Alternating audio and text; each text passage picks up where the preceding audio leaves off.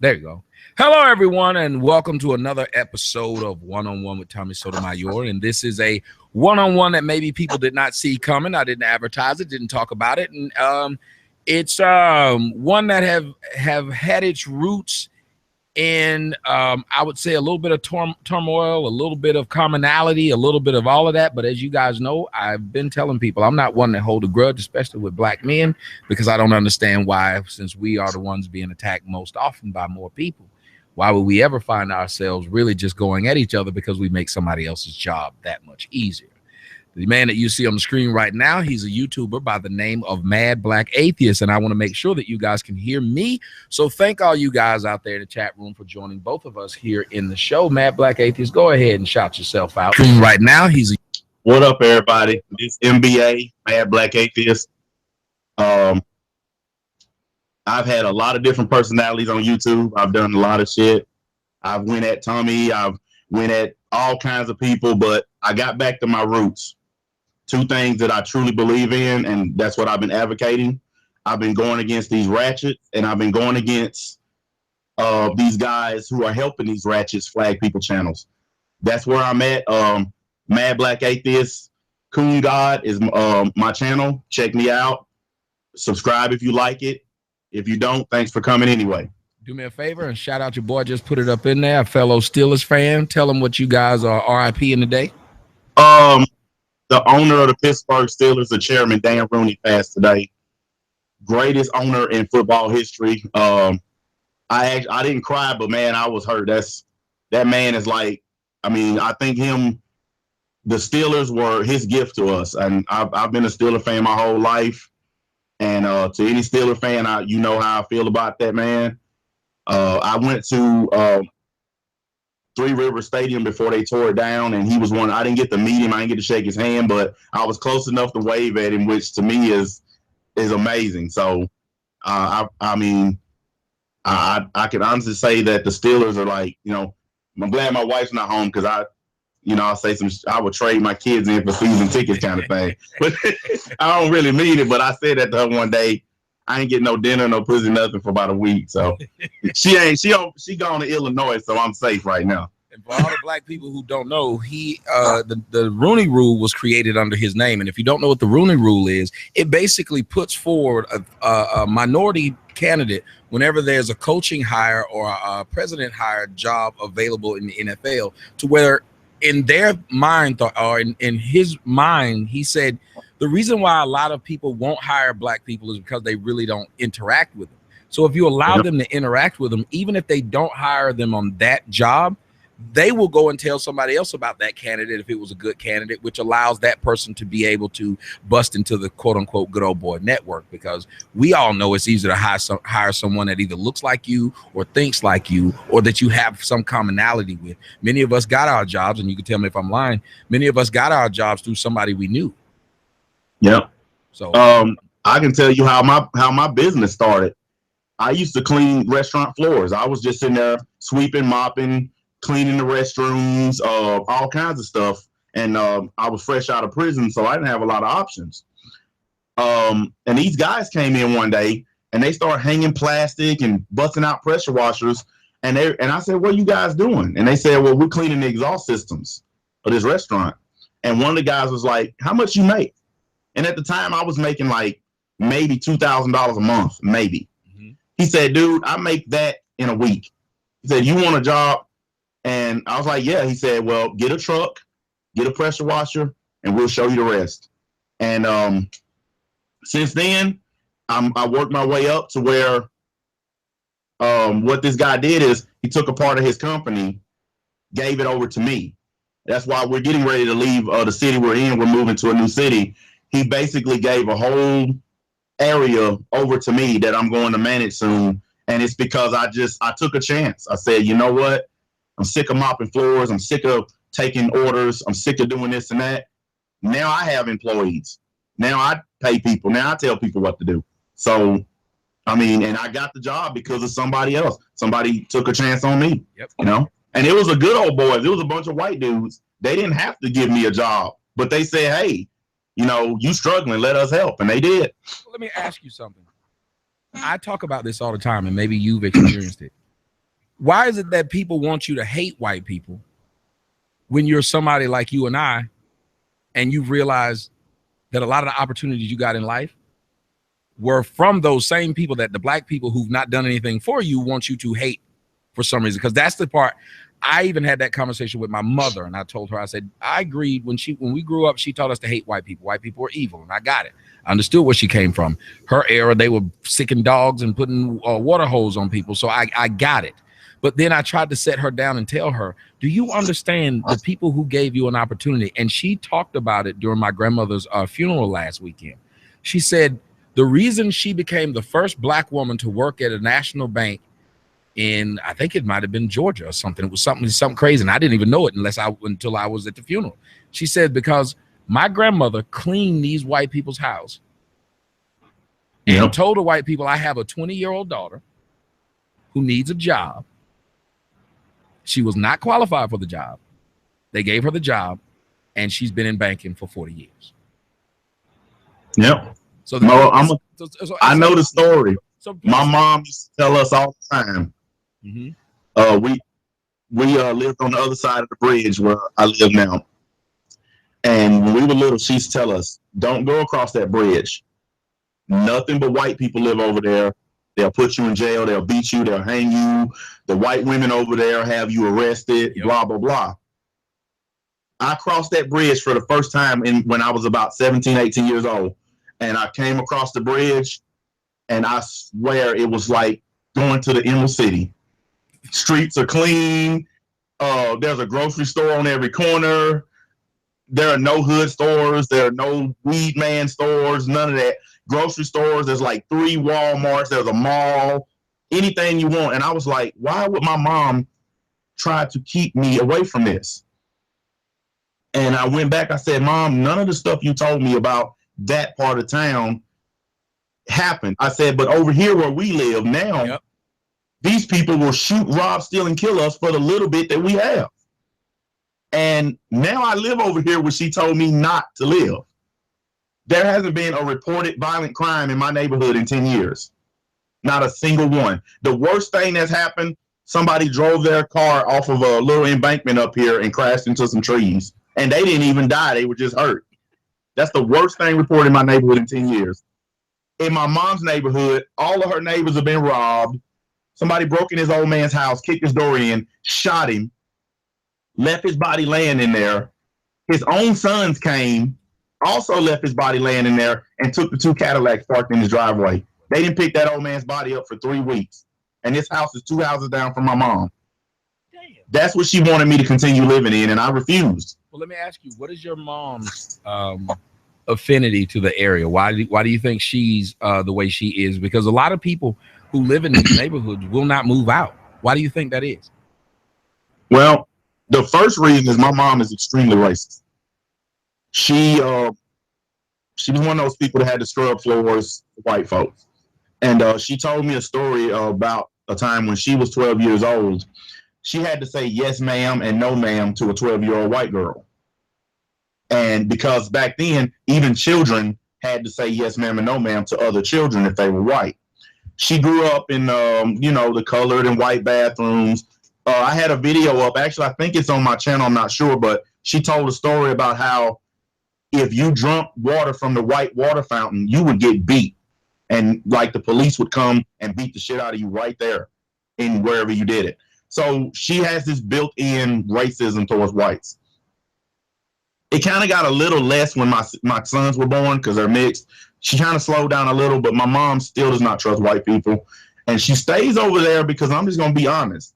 My mom likes the drama.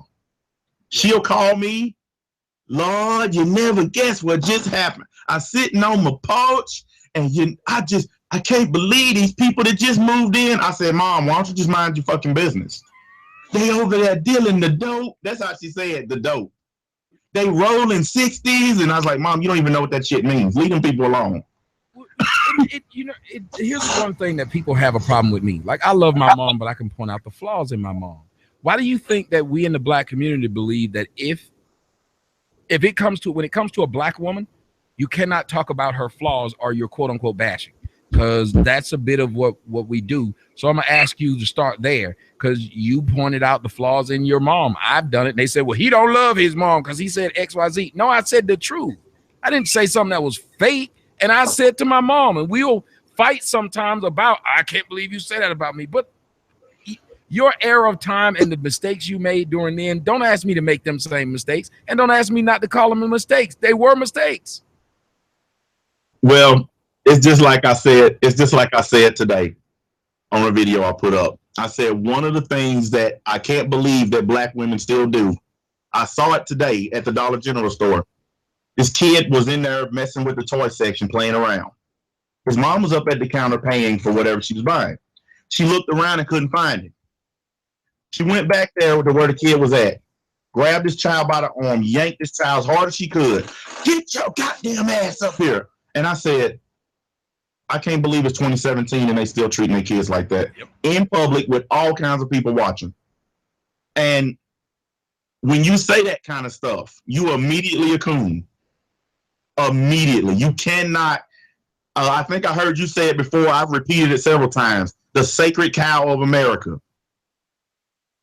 Black women are the only women that have to be uplifted. They can't get their ass up and lift themselves. They have to be uplifted by us and by white people.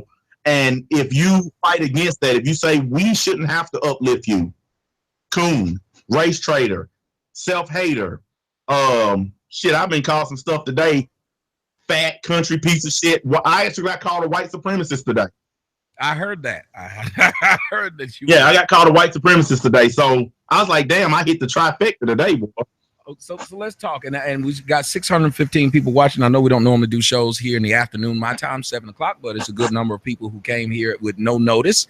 So make sure you click the like button while you're here to let other people know. Stop treating me like your side bitch. I don't understand why there's only 172 likes. So go ahead and click that like button if you could. Now, let me ask you this question. Now, before we even get into this, what was the beef? Because I'm even curious about that. What was the beef? Because it went off, and I didn't even when it went off, I didn't even clap back. I just posted the video up of you apologizing and left it at that. I was like, I don't want to fight the man. I don't know what the beef is. So maybe you can tell my audience and me, because I don't really know what the second. I didn't know what the first beef was, but I surely don't know what the second one was. Well, I'll explain it as easy as this. And I actually said it today about Covert and about True Freeman. When you surround yourself with nothing but haters, eventually you start doing it too. And I'm just going to keep it real. Everybody who was surrounding me at the time were ex-Tommy supporters. None of them were people who were actually supporting me. It was like I told True Freeman today. They're not coming to your shit because they like you. They're coming because they hate Tommy. You remember I was telling you that the second time we talked, I did say that to you. I said, if you build it, those same people are just going to sit there and they're going to help egg you on to do something that's going to stifle what you're doing. That's really cool that you would even that you would admit that, because a lot of what we're doing, and like I was saying earlier, if we're going to call our own mama out on shit they do wrong, then we got to be able to call ourselves out. Yeah, that's like I said, I'm going to freely admit the fact of the matter is there was no legitimate beef. It was the basic shit, jealousy. Even though my channels were doing good, I couldn't get them up and get them on like I really wanted. My biggest channel had 4,000 subscribers. It's gone. I was surrounded by a bunch of knuckleheads constantly pushing the let's bash Tommy train. You notice all them people are gone. I stand alone now. I was about to tell you. Remember every one of them damn people. Yep. I never did anything wrong to Freaky. I ain't heard nothing about her no more. I was like, she sure did go jump. And some of the people who had jumped away from me, I look in my chat room now. Guess who I see in the chat room? Yep. Oh, believe me, I know. I've been looking at my subscriber count today, and people who call me a fuck nigga, a piece of shit, a punk, a bitch, a hoe, they all done start resubscribing. And I want to tell you guys who came back, thank you for resubscribing. But what I actually did was I got rid of all the fuckery. I went back to what I actually was doing when I first got on YouTube. Going after ratchet black female behavior and going after these guys who propping them up. And I don't know, you ever had that light bulb moment? And I'm gonna tell you, when I deleted all my old channels, at first I was upset. There was a lot of subscribers, a lot of content. But then I said, you know what? This is my chance to go back to what I do best and to be damned. Listen, I honestly know for a fact I ain't gonna make shit on YouTube. And I don't care. I'm actually glad of that. And like I told a guy today was talking shit about money. I said, well, let's see. I have 50, 60 subscribers. And thanks to YouTube's new rules, I'm not monetized because I don't have at least 10,000 views. That's part of their new shit they doing now. A new channel can't monetize anymore without that many views. Really? And yeah, oh, you haven't seen it? Oh, YouTube, the one of the new rules now is if your channel doesn't have at least 10,000 lifetime views, then you can't monetize. You have, and once you get to 10,000, they review your channel. And if they don't like your content, then you still can't monetize. And I've decided that when they review my channel, I'm not going to get monetized. And so I don't give a shit. Well, damn. Yeah, it's when you start a new channel, get as many views as you can as quick as you can, because they will not let you monetize until you get 10,000. And that's if you pass their little test. I like that, number one. And number two, I think that they should have made it to where you can't comment on people's shit unless you either have something invested in YouTube. Like you can watch YouTube videos, but you can't just sit there and make a new profile and go fuck with people. I think that would save a lot of problems. 2 changes they need to make to YouTube. They need to make people start paying for it. That will eliminate trolls. If there's a fee like $29.99 a month, only people who will be here are creators, people who are willing to be here. Trolls, everybody else will be gone. And they need to give creators more power over their subscribers. I should be able to go through my list and block trolls, and they should never be able to resubscribe. Or it should be like Facebook. If I block you, you can't see me, you can't comment, you can't do shit. You can't. They should make it where if you're blocked, you can't even flag me. It should be your block means you should be blocked. You shouldn't have any access. Well, you know how many comments I still get from people that are blocked? Well, how about this though? Maybe, just maybe, they should give creators more power on the platform anyway. You shouldn't have trolls be able to flag people and you don't even know who this person is and they're just random flagging a bunch of flags. They should go, because remember, the creators have made YouTube. YouTube wouldn't exist without creators, but they treat creators like crap. But it reminds me of what the phone companies do. The people who are already subscribed with AT&T or Sprint or Verizon, well, they don't get any of the new deals, but they go out of their way to give new deals to people who aren't even on their network. So you have to think about it. That's what YouTube is doing. But the reason why YouTube is doing it is because they're getting a lot of pressure from the big, and I talked about it last night, your NBC, your Foxes. Yep, they get a lot of pressure from them because people are coming to us to get the news before they're going there. People are coming to us to get commentary on life. People are coming to us to talk about sports because citizens journalism is a lot more fun than stuff shirt journalism. So what they're doing is trying to shut that down. Yep. They like I was saying when they first started all this ad problems that they're having. I said they're going to focus like a laser on the black sector. When you have cancer, they get rid of the biggest tumors first. And I made a video called "The Black Sector is YouTube's Ghetto," and a lot of people got mad because they thought I was just shitting on black people. But I said if you look at the black sector, no one's really making money except a small handful. Now, you go over on the other side of YouTube, you got a white dude telling you about a stupid camera and he got 3 million views. You know, or some guy playing the same video game I'm playing. Like I was playing this NBA 2K17. I get 50 views. People watch me play it. I've gone to the other side of YouTube, some white dude playing it. He got 30,000 people watching him play it live. It's because they have cordoned off the black sector. They have made it to where if you're there, you ain't making shit. That's why people should have more respect for what you did. Because you literally polished a turd. You honestly did. Because how can you fucking make money in this fuckery? No one else has made it even possible. So that was also part of my realization as a man. Well, remember, I didn't come in this game going at a person. Yeah. Right now, you have people who are talking shit when he says, well, I should be able to go at Tommy because he's been harassing black women for all this time. And I have to think of, listen to what this fool is saying. He's saying I should go after a specific person every day and try to fuck up their lives When you don't see me, because I guarantee you the people who support me would be pissed if I was going after a specific person every day to fuck up her life, trying to make sure she can't get food for her kids, trying to make sure she gets fired from her job. Because I'm doing this every day because I don't like this bitch, because I don't like twerking. And so I'm going to make sure she can never twerk again. Think about how fucked up that would be. I hate twerking. So I'm going to make sure she can't make no money off twerking. The one of the things that you don't do, and you learn this in the streets in your teenage years, you don't fuck with another man's pocket. That's something we all know. All black men, everybody know this. If we out in the streets and we all hanging, and you say, man, I'm finna go do something to fuck up this dude cash flow, your own homeboys might kick your ass. They be like, dude, what the fuck are you doing? These guys on here, we're not attacking Tommy and Mad. We're just going after their money. Well, good luck here, because I ain't making shit. And I'm actually glad I'm not. Because there's a freedom to not having to worry about money when I do this. They hate the fact that I own a business and all my money is made off of the internet. They can't touch it. They can't do anything to me. So they get on here and they flag and dislike and they call me names, this, that, and the other. And it's like I tell them, like I told this guy yesterday, I can lay down right now, go to sleep, wake up, and go to this job I got scheduled. I'll make more money in that couple of hours at that place than that dude will make all week. I have companies honestly paying me thousands of dollars to keep their restaurants from burning to the ground.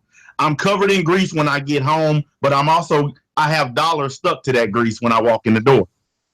And they hate that about me. How can that dumb country redneck being country doesn't make you unintelligent. I'm from the South. I've been in the South my whole life. What am I supposed to do? Hey, I'm walking here. I'm supposed to be Rocky Balboa now, I guess. You know, I'm not supposed to be who I am. And it's just like you would love to, if you watch it, I did a video. Please go watch it. The thumbnail is Queen Elizabeth. And it was a response to Jay Black because he came after me over something that's none of his fucking business. Now, do me a favor. Don't say that nigga's name. Okay, I'm sorry. That's why I said I'm saying, one, I don't like giving them advertisement. And so I don't say their name. But two, they'll find any excuse to claim that I brought this up. So they're going to keep working with me for the rest of their life. Well, I'll use his nickname then, the T-Sipper. I called him T-Sipper. And if you want to call him the whole name, it's T-Sipper from across the pond. But what I did in the video is he made the claim that I don't have the intellectual capability to understand what the CIA hidden face guy was saying. So I got on the video and I had I had a Pepsi in my hand, and I said, I'm going to drink my Pepsi with my pinky out. And I said, Jeffrey, bring the car around. I have so much money. You know, just talking like one of those stuck-up British douchebags. Because that's what he sounded like today when I listened to him. And then I'm getting it from him, the faceless one, and damn, what did I call him? Toby is what I've been calling him, but he has hundreds of names. So let me ask you a question directly.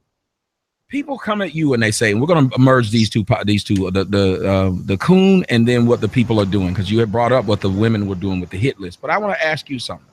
You brought up the faceless white dude who nobody knows. He's able to jump in, quote unquote, black folks' business, and he doesn't know anybody. And Toby, as you call him, a true seaman is what I call him. True seaman.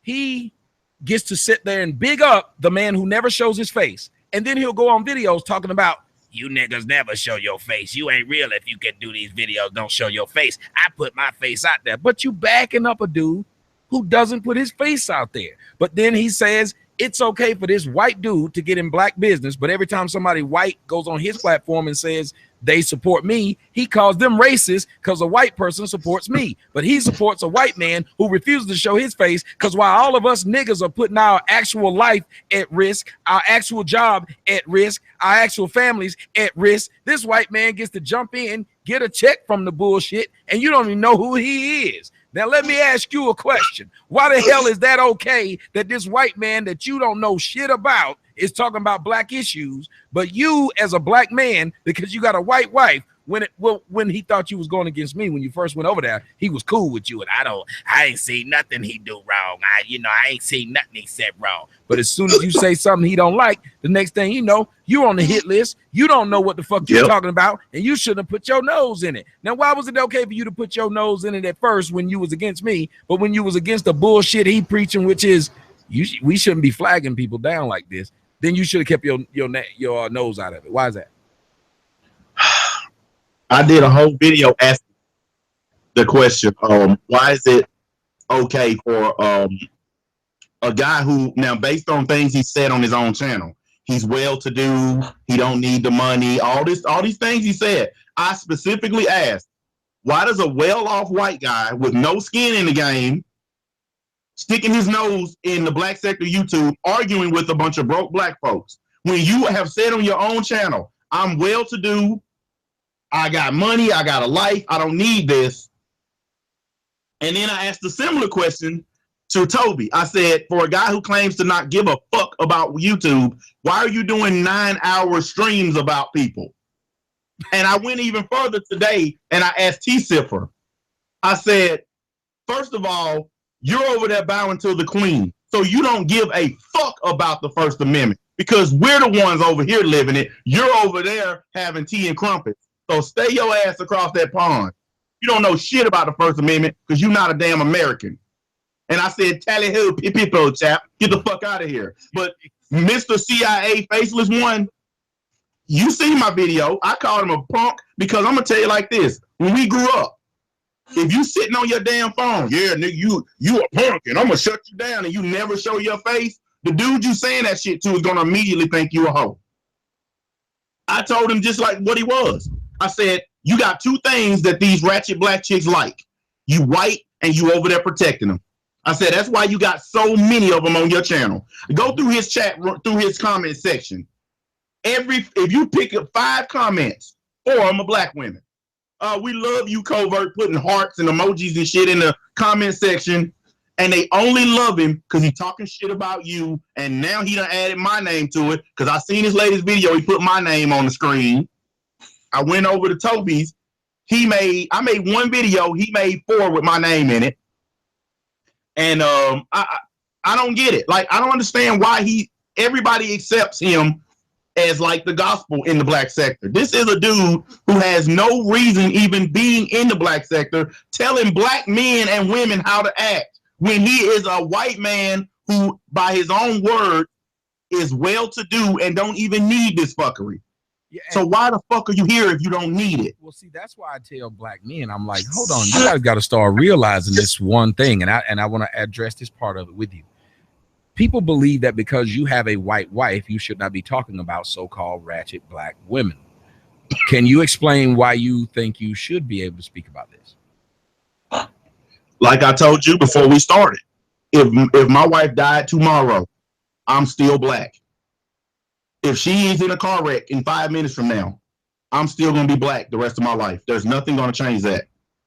And if you are a black person, if you care even a modicum about your community, then you have not even a duty, but an obligation to speak up against what's killing our people.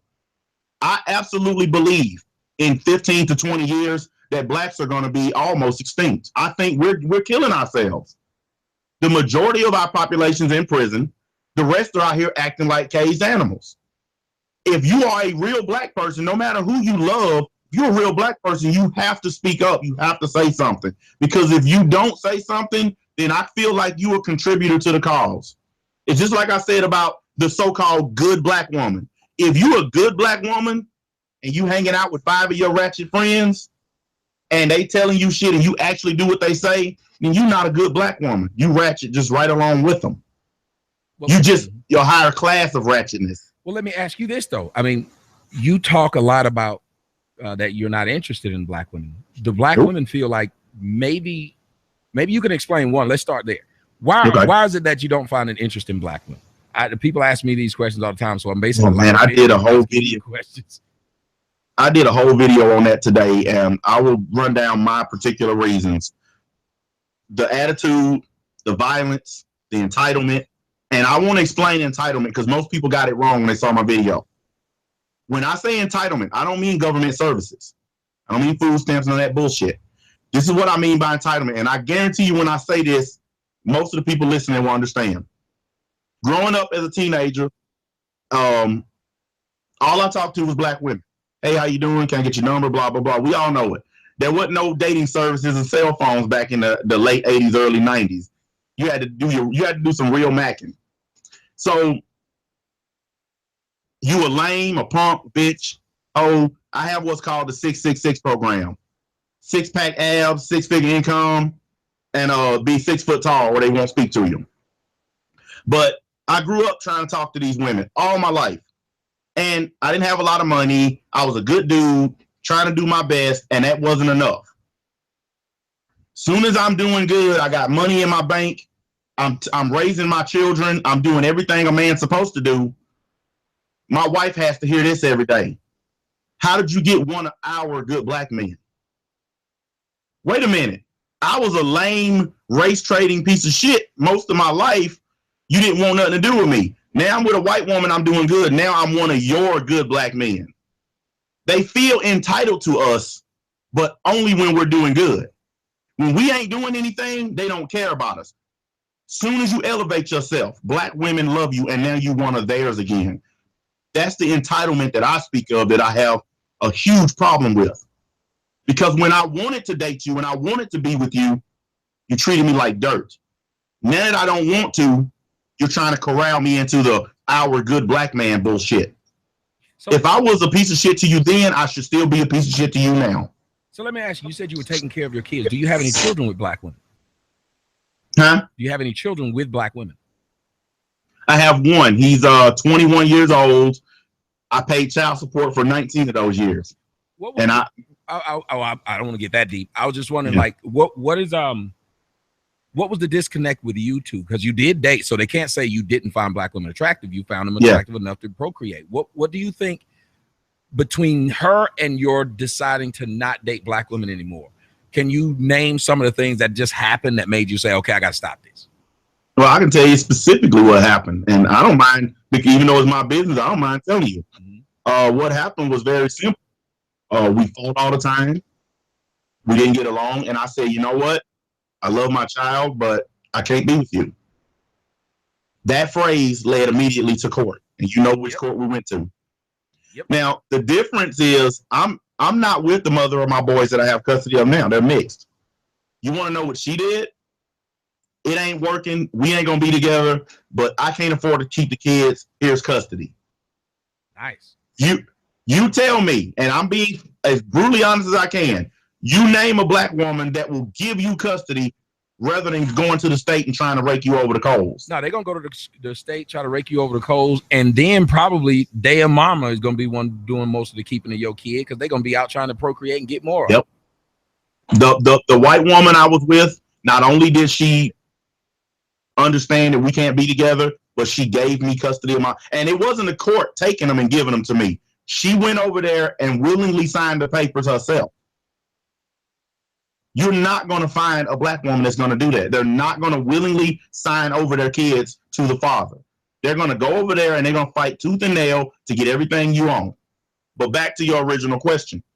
After going to that court, her and her mom, for 5 straight years, sheriff's department and filed fake warrants on me.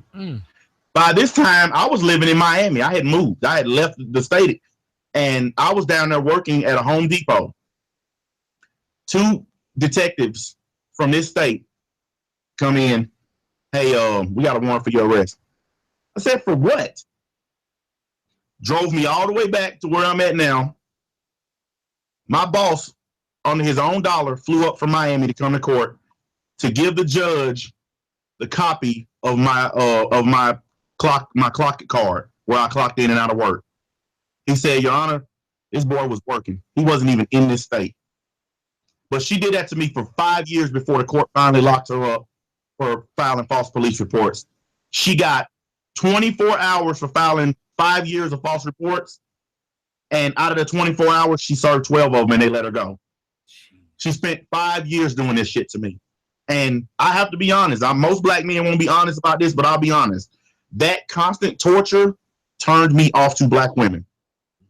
When you're going to jail, you're losing jobs, your fucking car getting towed off because you can't make your payments, your shit sitting outside your apartment when you get out of jail because you missed your rent.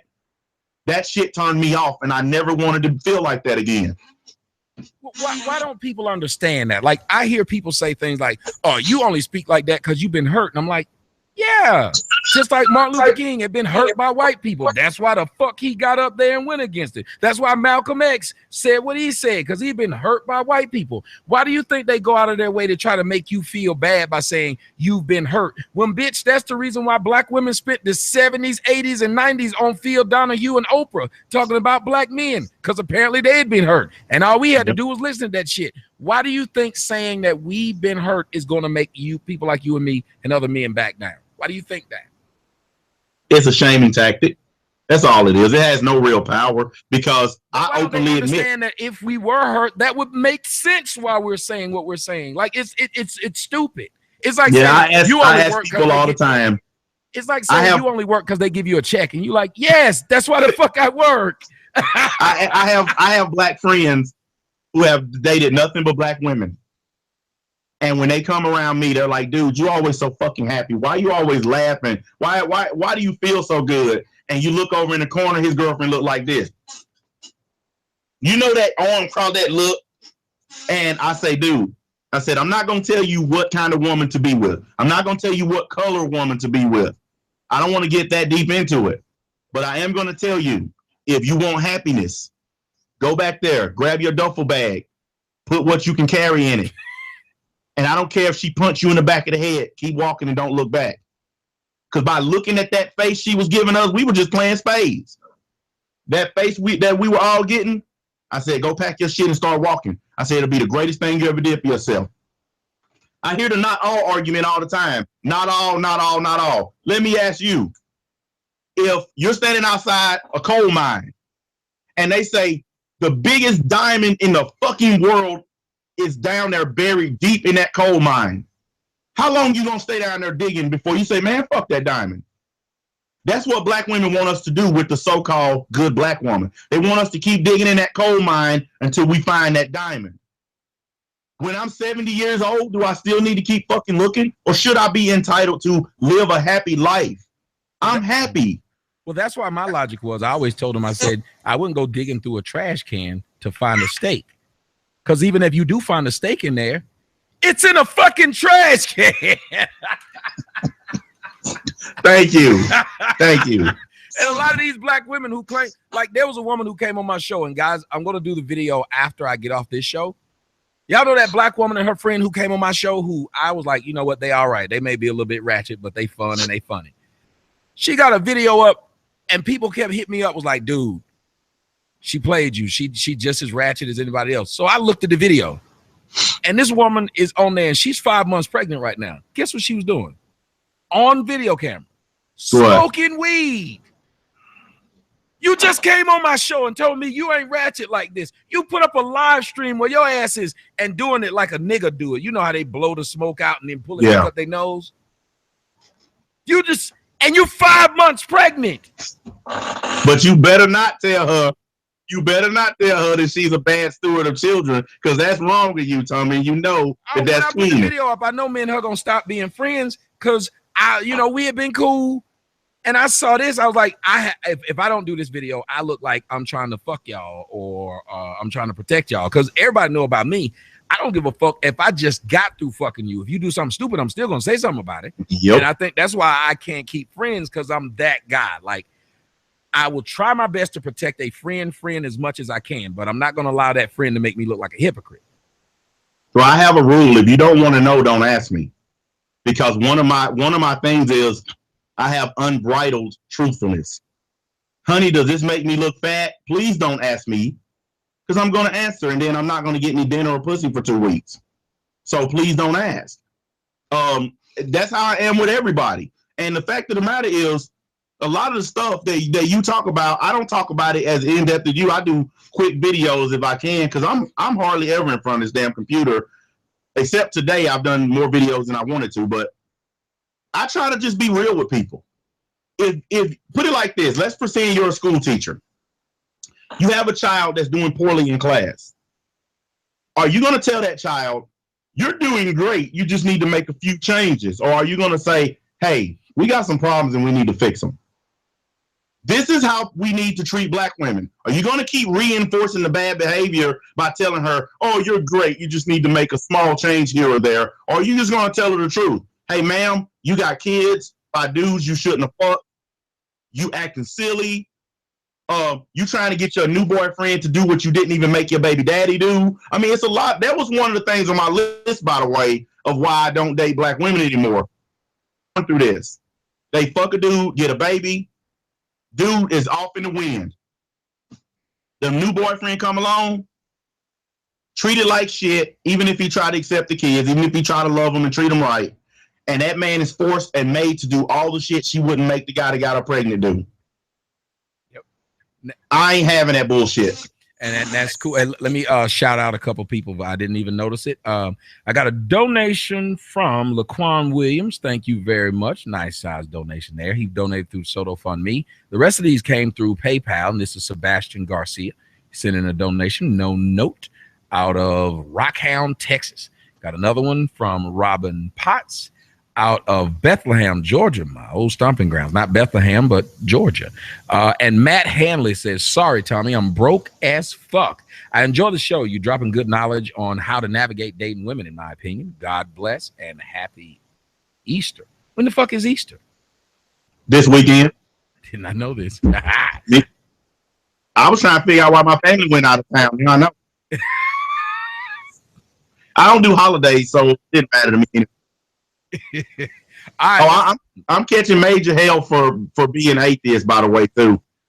Even the faithless one went in on me for that too. So well, they claim to love the Lord, but they keep fucking with people. Now I want to get back to this whole point that was being made. Because I'm going to tell you truthfully, when I was watching True Seaman's chat room, I was sad that you were over there. And I remember I said, why do people who have a problem with me join together with other people who have a problem with me? Maybe you can explain that syndrome, because I haven't done it. Have you noticed? And I told you when the first time you went in me, I said, I stand by myself. I don't really care how many of these people. I'm not going to go join this guy because this guy's talking about you. I said the same thing about the other guy who said, I thought you was my friend. I said, you can go right on over there and have all that fun with all the ex-Tommy sotomayoR fans that's going to watch your shit, but it's going to get old and they're going to show you how much they support. Why is it, though, that people are doing this in the black community? It's like, y'all will watch somebody else get attacked and you'll go over there and help them. Why is that? Because people like to be unified in their misery. The truth of the matter is very simple. If I hate you by myself, no one's listening. If I hate you with 1,000 other people, everyone's listening. And it's just like I said earlier today, it's unified by pure hatred. The fact of the matter is, if you remember a lot of my old material, my old live streams, I was on a panel with 8 motherfuckers who hated Tommy. Now that I'm doing videos by myself and not giving a shit about any of that old shit anymore, all that fuck Tommy syndrome, I don't care about none of that shit no more. Those same people are dogging me now. I'm a liar because I did what grown-ass men do. We might not be physically dapping up, but we dapping up on stream. Fuck all that old shit. You ain't done shit to me. Plain and simple. You ain't done a thing to me. I was unified with a bunch of motherfuckers who hated you anyway, and I just threw my hat in the fucking hate ring. And when I was on True Freeman shit, I'm gonna tell you, that was one of my moments where I realized that being unified in hatred was fucking retarded. Because I said in that chat, and I read the comments, and I saw all the stuff that was being said. You couldn't go 2 comments without somebody saying, yeah, we need to flag his channel. We need to take him down. Go after the money. Posting addresses. They even did it to me. When they got mad at me, all of a sudden they started doing my address. And somebody sent me an email. How about we contact your parent company and tell them that you're on YouTube? See? Here's what pissed them off right here. The owner of the company sent me an email and said, I just subscribed. Said, I've never seen a black conservative atheist in my life. He said, good job, man. He said, oh, by the way, here's your fucking pay for your promotion. And when are you moving so we can get the new shit started? Them motherfuckers hated my guts because they actually sent an email to my parent company thinking they would get me fired. These motherfuckers going after people money, man. Yes. I can't. I'm a man, Tommy. Even when we had our beef, I never flagged a single one of your channels. We went at it, but I never done that flagging shit because I will never go after another man's pockets. That shit is the lamest thing they do on here. Think about every day they get up and they speak up about my money. He had a stream, and I'm pretty sure you saw it because I think it had your name in it. Yeah. I see why this nigga's trying to sit down and have a conversation with me because I done cost this nigga $30,000. Now, you and me are older gentlemen. If you could tell somebody that you cost them $30,000 a month, when typically people might make around $30,000 to $40,000 a year, what would happen to you back in the days? If you openly just told people, yeah, I'm fucking with this dude who I don't know, I'm gonna make sure. He said he want to make sure that my daughter get kicked out of private school. He want to make sure that whatever I'm paying for, my mom's in and my child support, that I go to jail for not paying child support. They said they've gotten together and they try to make sure you get kicked out of where you live. They've done that. Yep.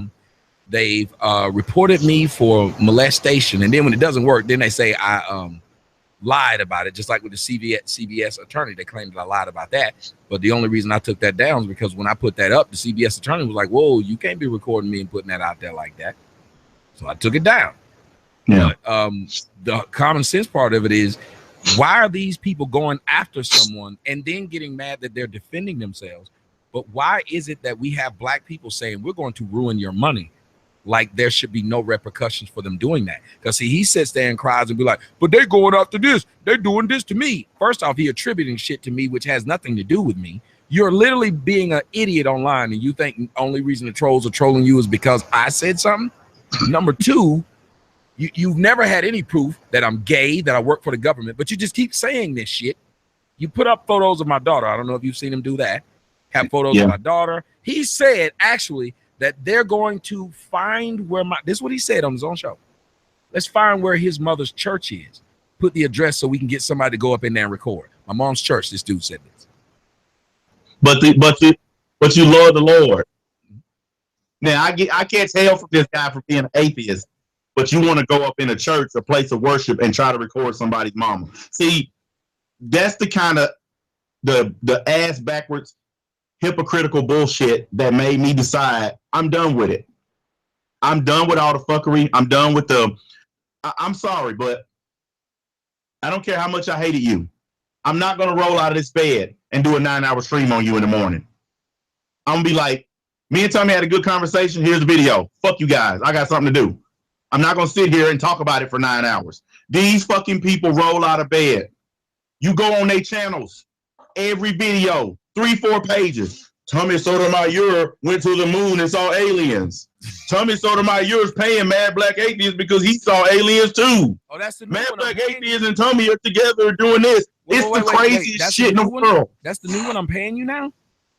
Oh, I got that. I got hit with that last night, this morning, and about a week ago. But the newest one was this. Mad Black Atheist was cool with True Seaman until Tommy started paying him. Now, and here's the response that I put, and whoever it was deleted their comment. But I put on there, I said, yeah, he's paying me no damn attention. They got mad and deleted their comment. It's like, first off, they say I don't have the money that I'm saying. I try to front for people. I don't have the money. That's why I don't own anything. But then they turn around and say, I'm paying everybody. I was paying Vic Damone. This nigga sat there and lied on his show. I think it was today. He lied and said, he paid Slap a Don. Then next thing you know, my address was out there. Anybody can see the video when we were talking about Slap a Don. That was about the dude up in Chicago, Mr. Quentin Tarantino, because Quentin Tarantino told me that I have to pay him $2,500. So I said, well, I'm gonna give Slap a Don $5,001 just to piss you off. And this was before I even knew True Seaman ever existed. This nigga somehow has tied himself into that and said, wow, he must have gave him that money so he could fuck with me. Even though you see the dates had nothing to do with each other, because the first time I acknowledged this jackass was when I moved into this house and somebody told me, hey, it's a nigga got a video up showing people turn by turn how to get to your house. Now, this nigga said he made that video to help me out. Because he said, what you do is you show too much. You brag too much. It's easy for somebody to get to your house. I saw you put up the video. All I had to do was do a couple of clicks and boom, this is what I came up with. But even if that's what you came up with, why would you do it?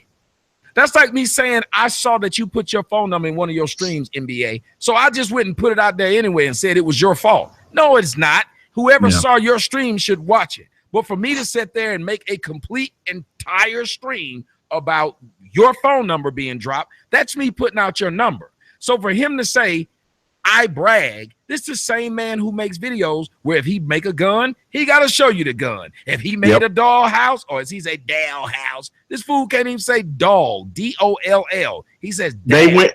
They went at me for the video I put up where I bought my new computer. And I didn't even really brag or boast. I just said, hey guys, here's a new computer. I pulled it out the box, showed everybody, hooked it up, and that was it. And even the faceless one on his response and the T-Sipper both said the same thing. You're showing off. Actually, I got to do his voice. You're showing off a computer. I could buy 10 of those. Tell here, people, chap, that loser. Everybody know who he is. And all I did was just, people had been asking me, hey, man, what kind of computer did you buy? That's it.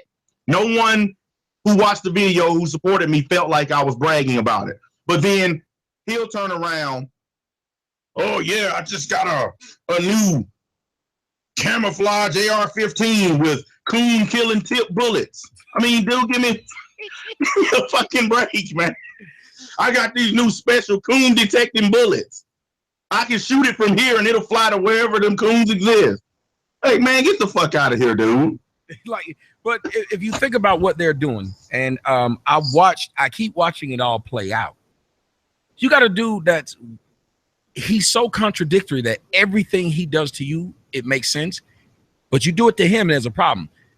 It was one hoe that was at my house and another one who just called and came on the show. This nigga made video. Look at that Soto Nation leaving him. Look at what's going on. Soon as the people start leaving him, it don't matter. I came in this by myself. When my channels go down because he flagging for copyright, that's right. We got your shit, nigga. When it comes back, it's, oh, he got somebody working at Google to get it back. You could tell he paying somebody at Google. When his shit get flagged down for copyright, that's lame. I put out good information to try and help people, and y'all had a nerve to flag it down. Then he turns around and say, well, it's okay because y'all flagged the other ones down for copyright, but they gave it right back because Google realized that I was using it for fair use. Wait a minute. Doesn't that mean you paying somebody at Google if they give you your shit back? How come when they give you your shit back, you ain't paying nobody? But when they give me mine back, I'm paying somebody. Why is it when you flag my shit for copyright, it's funny and cool? When they flag yours, they shouldn't do it because they're trying to silence your free speech. Why is no one calling out the blatant hypocrisy of these people? Because once again, it's the H word. These people, actually it's 2 H words. They have a hard on for hatred.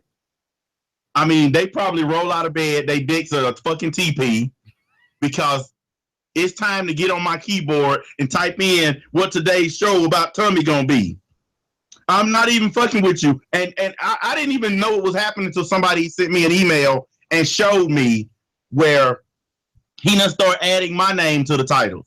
MBA, Vic Damone and Tommy. I got some secret CIA, FBI reports about you guys, and they're coming out soon. Subscribe to the channel. That's the most irritating shit. That lets you know a nigga was raised by a single woman because he talks like a single woman. He might as well just say in every one of his streams, I'm rubber, you glue, whatever you say, bounce off me and stick to you. He literally might as well says that because I watched him do that right there. You know, and I got, I ain't gonna even say nothing else. Y'all don't even know what I got.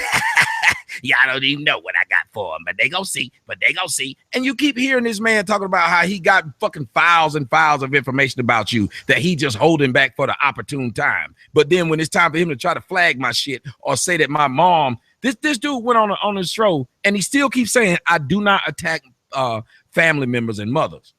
The nigga went on his show and told people I don't know who my dad is. Because my mom was fucking around on my brother's dad, my older brother's dad, to get me. And nobody knows who my daddy is. This nigga says this. And he has no problem saying it. He said my mom was a scam artist up there with them churches taking people's money. Why would you? My mom came on and did a show with me. The nigga had, I don't even think that's his mama on the show. I think he hired an actress. You notice he only started bringing his mama on the show when I said he didn't have nobody in his life. When you can see shows years ago where my mom came on the damn show. There's one where I called a taxi on my motherfucking mom. It was hilarious. But this dude takes credit for any damn thing.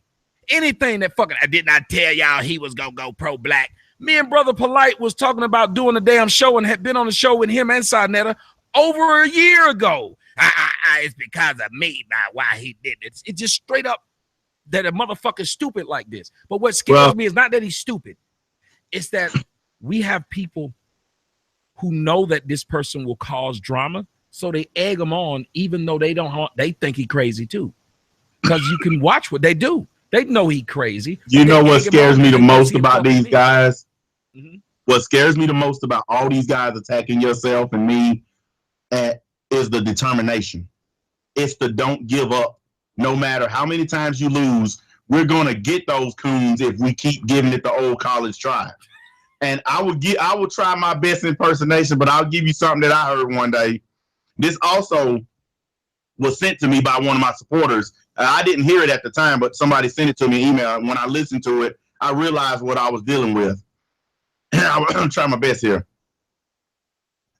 I don't have no problem with that man black, but he don't like black women. So when I'm done with Tommy, I'm gonna have to roast his ass too. I'm gonna have to get his ass too. When I heard that shit, and this was way before any of this other stuff started happening, that's when you notice I started pulling away. I didn't even speak to him. I even did a video where I clearly said, I don't have no problem with you, but stay off my shit. Because he came to my channel and the shit got flagged the very next morning. Because his trolls fucking followed him to my shit. I told him, and I sent him a direct message on YouTube. I said, Freeman, stay the fuck off my shit. Because it got flagged because your fucking trolls followed you. There's a reason why he gets 10 likes and 87 dislikes. I saw one of his videos, it had 20 likes and 139 dislikes. There's a goddamn reason for that. It's not all trolls. He cussed out one of his own supporters. She called into his show and said, True, I'm going to tell you the reason why your supporters are leaving. That's the same old shit. I'm just going to hang up the phone. And I told him, why the fuck you have a call-in show if you hang up on all your callers, dumbass? But that was one of the things, again, that's what I was talking about, the hypocrisy. He sits right there and says about what one of his main arguments about me when he first started. At least when you call in my show, you get to talk and get your point across. You don't have to agree with me like they do over there at that cult. And what used to hurt me was all of y'all used to claim that the people over here are damn cult. When I don't tell them what the fuck to do, them people do what the hell they damn want to. Half the time I'm having to cuss out my own damn audience because they doing dumbass shit. But I don't have no cult to say that them, and it used to bother me when y'all would say it, and you say it too. Yeah, I used to say it a lot. Them dumbasses donate to Tommy, and he living a better life than him. I was like, what? Y'all donate to damn Nike and Phil Knight living a better life than any of y'all. You have to think about it. The people who work, who give you business and things like that. When we start saying things like that, we just keep making it about somebody else's money. What's going to prevent them from coming at our money? And I think that's what shocks me about what this idiot said, because he said this, and let me see what you think about this. He said, I hope they take down YouTube and take down AdSense, because when they do that, niggas won't make no money offline, and then they won't have no reason to put up videos. And my first thought was, well, I hope they demonetize whatever your job field is and see how much you go around building down houses. Like, it's a stupid thing. Why is it that these people are so invested in fucking up someone else's money, but then we'll turn around and claim white people are the one keeping us from gaining any time financial foothold in America? But the only people I see fucking up black folks' money is other black people. Yeah. Well, it's like this. I've literally had black people say to me, hey man, can I hold something? I ain't got nothing, bro. I ain't got nothing for you. Fuck you, old bitch ass nigga, you broke ass, but you just asked me, could you hold something? What the fuck? I mean, honestly, I even got relatives who do that shit, man. Hey, man, let me hold something. I ain't got nothing for you, man. I got children. I got bills. Fuck that. Bitch ass, punk ass. I'm like, okay, so now I'm all these names. That's what you originally thought. You asked me for the money, anyway, even though you already felt that way about me. Yep. And see, it's one of the other things that I have to admit, because like I said, I'm being brutally honest here. That right there, I don't know if you noticed it, but this is what made a lot of people leave and stop following me and stop doing hangouts with me and all this. I made this statement. I said, all the people donating to Tommy, that's their business, that's Tommy business. I said, they giving their money freely. If he accepts it, I said, the minute that shit hit his hand, that's his shit. And it don't matter what I think, what my supporters think, what anybody think. The next day, I couldn't get a single motherfucker to answer that hangout ring. Fucking the hangout hollow or something. I'm like, damn, where are these motherfuckers at? Oh, yeah, I'm busy, man. I'm dropping off. Why? Because I said something that's true, that this man is entitled to what people fucking give him of their own free will. Or it just feels like you going back on your beliefs. I said, I don't believe anything close to stepping in the way of the next man getting paid. I mean, the fact that these motherfuckers tried to call and get me fired says a lot. And I'm a contractor. I can't be fired. I'm being contracted by bigger companies to do work because they don't want to send people from the state they're in to come do it. You know about contracting. If you live in California and you got some work in Arizona or Texas, you're going to contract a local guy in that state. You're not going to send your people there. That's what's going on with me. And these guys are honestly, I mean, they can't stand the fact that you're getting paid. They can't stand the fact that I'm getting paid. I'm not rich, but I'm comfortable. I live a good life. My kids live a good life. And they can't stand it, dude. They can't fucking stand it. The crabs in the barrel thing is as real as possible. So, it's real as hell. So let's talk about something. Let's talk about cooning. I'm Coonin the Barbarian and you the Coon God or whatever. Yeah. I was the Coon Father. I got so many damn incarnations of cooning now. They would equate cooning to being like one of the things that you're doing, which is dating outside of your race. I go back to the question I was trying to ask at the beginning. I'm just going to rephrase it in a different way. If you do not like black women, do you think they have a legitimate beef for why are you telling them what they're doing wrong if you're not attracted to them anyway? I don't think they do, and I'll tell you why. Because there's nothing wrong with telling somebody something that can help them, especially if they're the same position. But my baby sister saying it out of a place of hatred, though. Like they're saying you sound like with me that they say it sounds like I hate them. So like, but how can they attribute feelings to your words without knowing what's in your brain? See, this is what they do. They skip over the thought process. They immediately know what you're thinking. It's like the fucking Minority Report. We getting arrested for pre-hate. Soon as you say something, you've already been found guilty on Monday for what you said on Friday. It's fucking bullshit.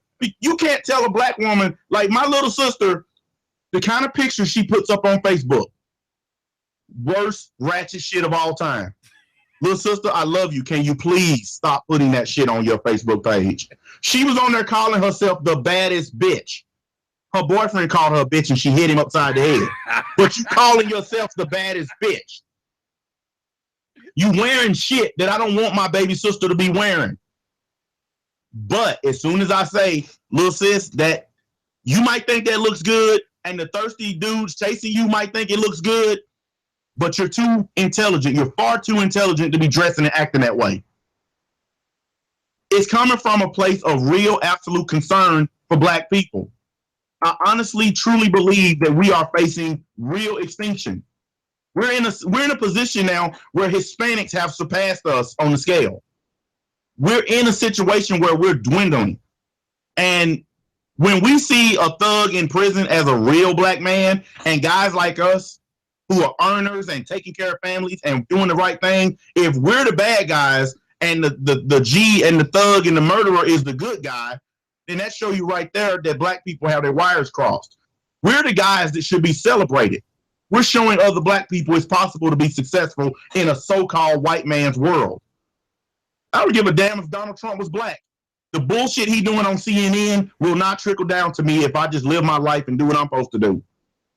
Donald Trump can be a fool all he wants and do what the fuck he want. Personally, I like the man. But by the time, put it like this, you remember all the shit Obama wanted to do? Yeah.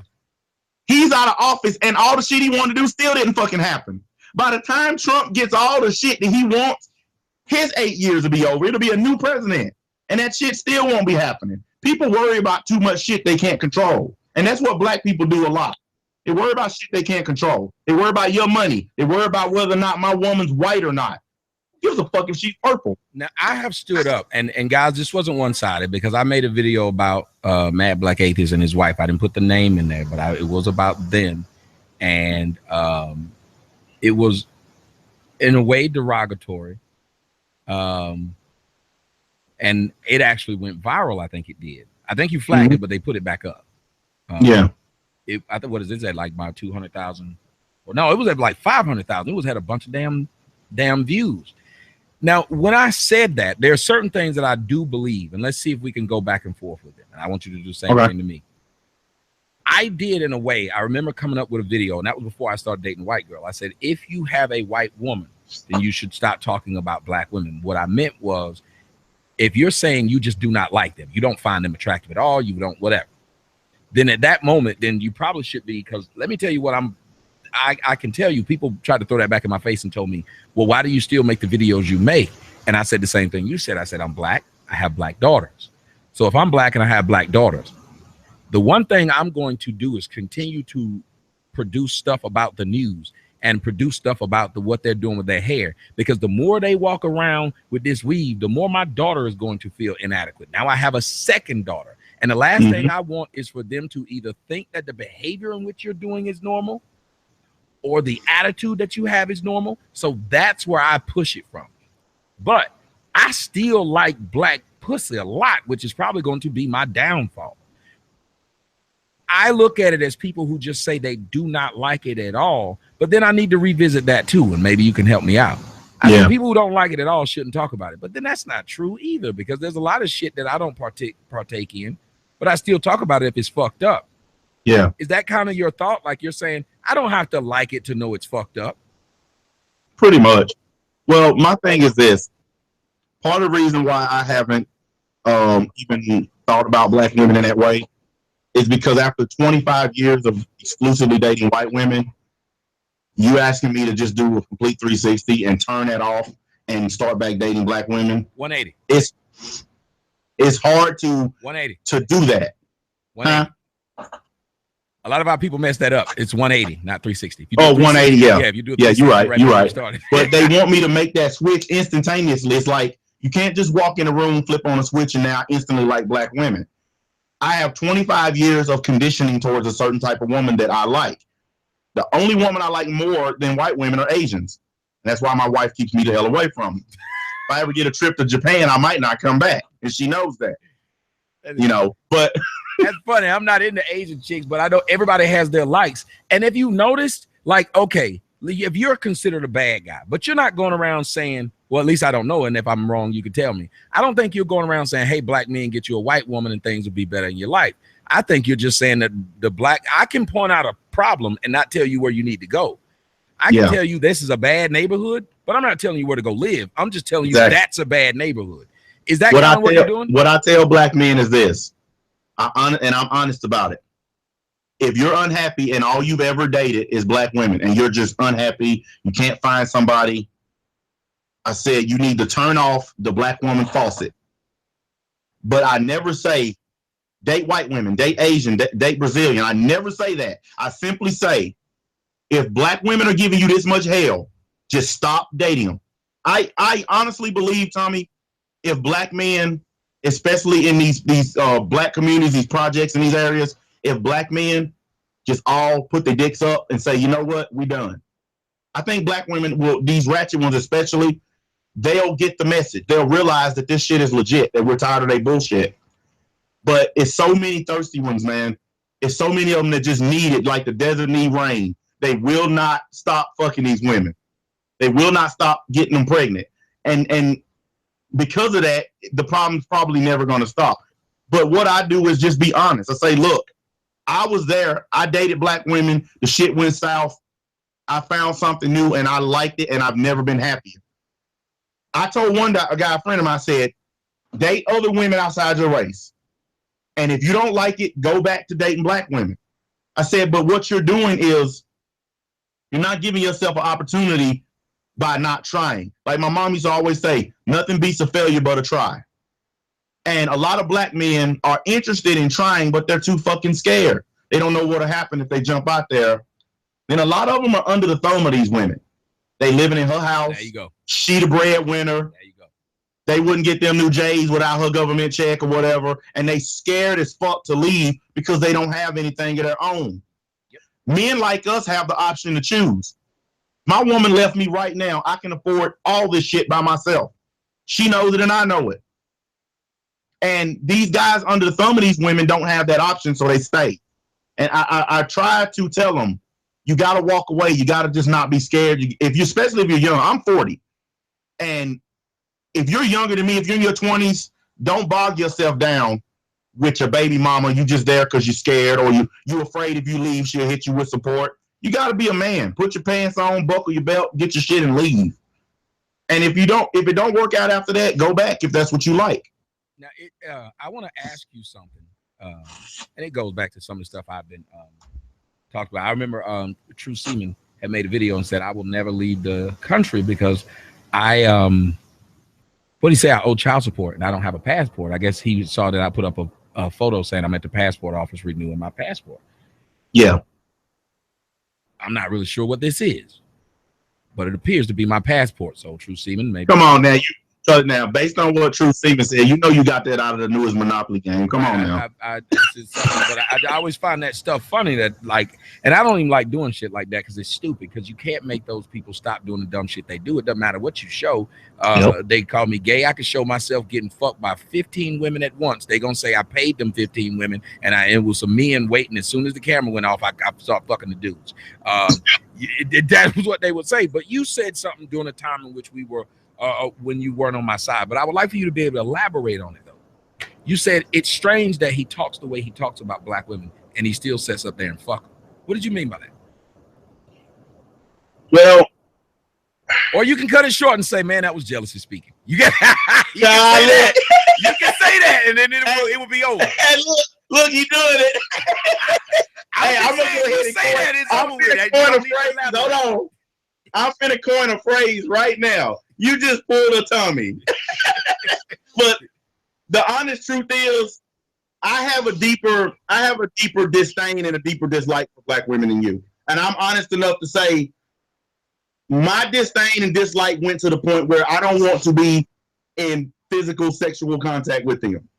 I almost never hug my mom and sister because I have a different level of dislike. It doesn't go all the way to hatred, because it's mostly about disliking the behavior. But my treatment and the stuff I went through with them, and then all the stuff I'm dealing with now, like, we can't go to a grocery store without you hearing what he doing with that bitch. And I don't know. And I always believed that because we were similar in our opinions, that if he believes this, man, why would he still be fucking him? I'm gonna cut you off, man. I love black pussy, and I've said it from day one. Like, I love it. It's a risk. Your dick might fall off. You're probably gonna catch a few damn diseases. Look, I know it's wrong. I know them ratchet bitches with tattoos and weave. Now, weave is just something I can't get past. But I fucked several bitches with tattoos and all kind of hood bitches. And I think it's because I got all kind of hood. Like, we both got the same problem. We got hood bitches in our family. We got out, but you got to go Thanksgiving to this hood bitch house. And you yeah. It wasn't really jealousy. It was just, I just believed that we were on the same path as far as our complaints about black women. Chicks. There was a chick on the video I did the other day. That bitch looked like a nigga that used to run track with, but I fucked the shit out that bitch. And I said, let me go to Florida and meet this bitch. Because I think, look, I'd say this. I make fun of a lot of stuff about black people, but I'm a black person. So everything I've seen, I know it. It's like you make fun of your kid, but you love your kid because it's your kid. It's how your kid looks, but you make fun of them. I used to date my ex when I was with a white girl. I used to tell her she looked like Gene Simmons at night because she would let her hair down and it was big and curly and she was ghost white. Now, she did look like Gene Simmons, but I love that bitch. She just looked like Gene Simmons. You know what I mean? Like, why is it wrong for us to acknowledge we like what we like? You know what I mean? Like, yeah. Well, it took me a little while. You notice I stopped saying that shit. for the most part. I mean, I don't remember the last time I said that shit because I understood.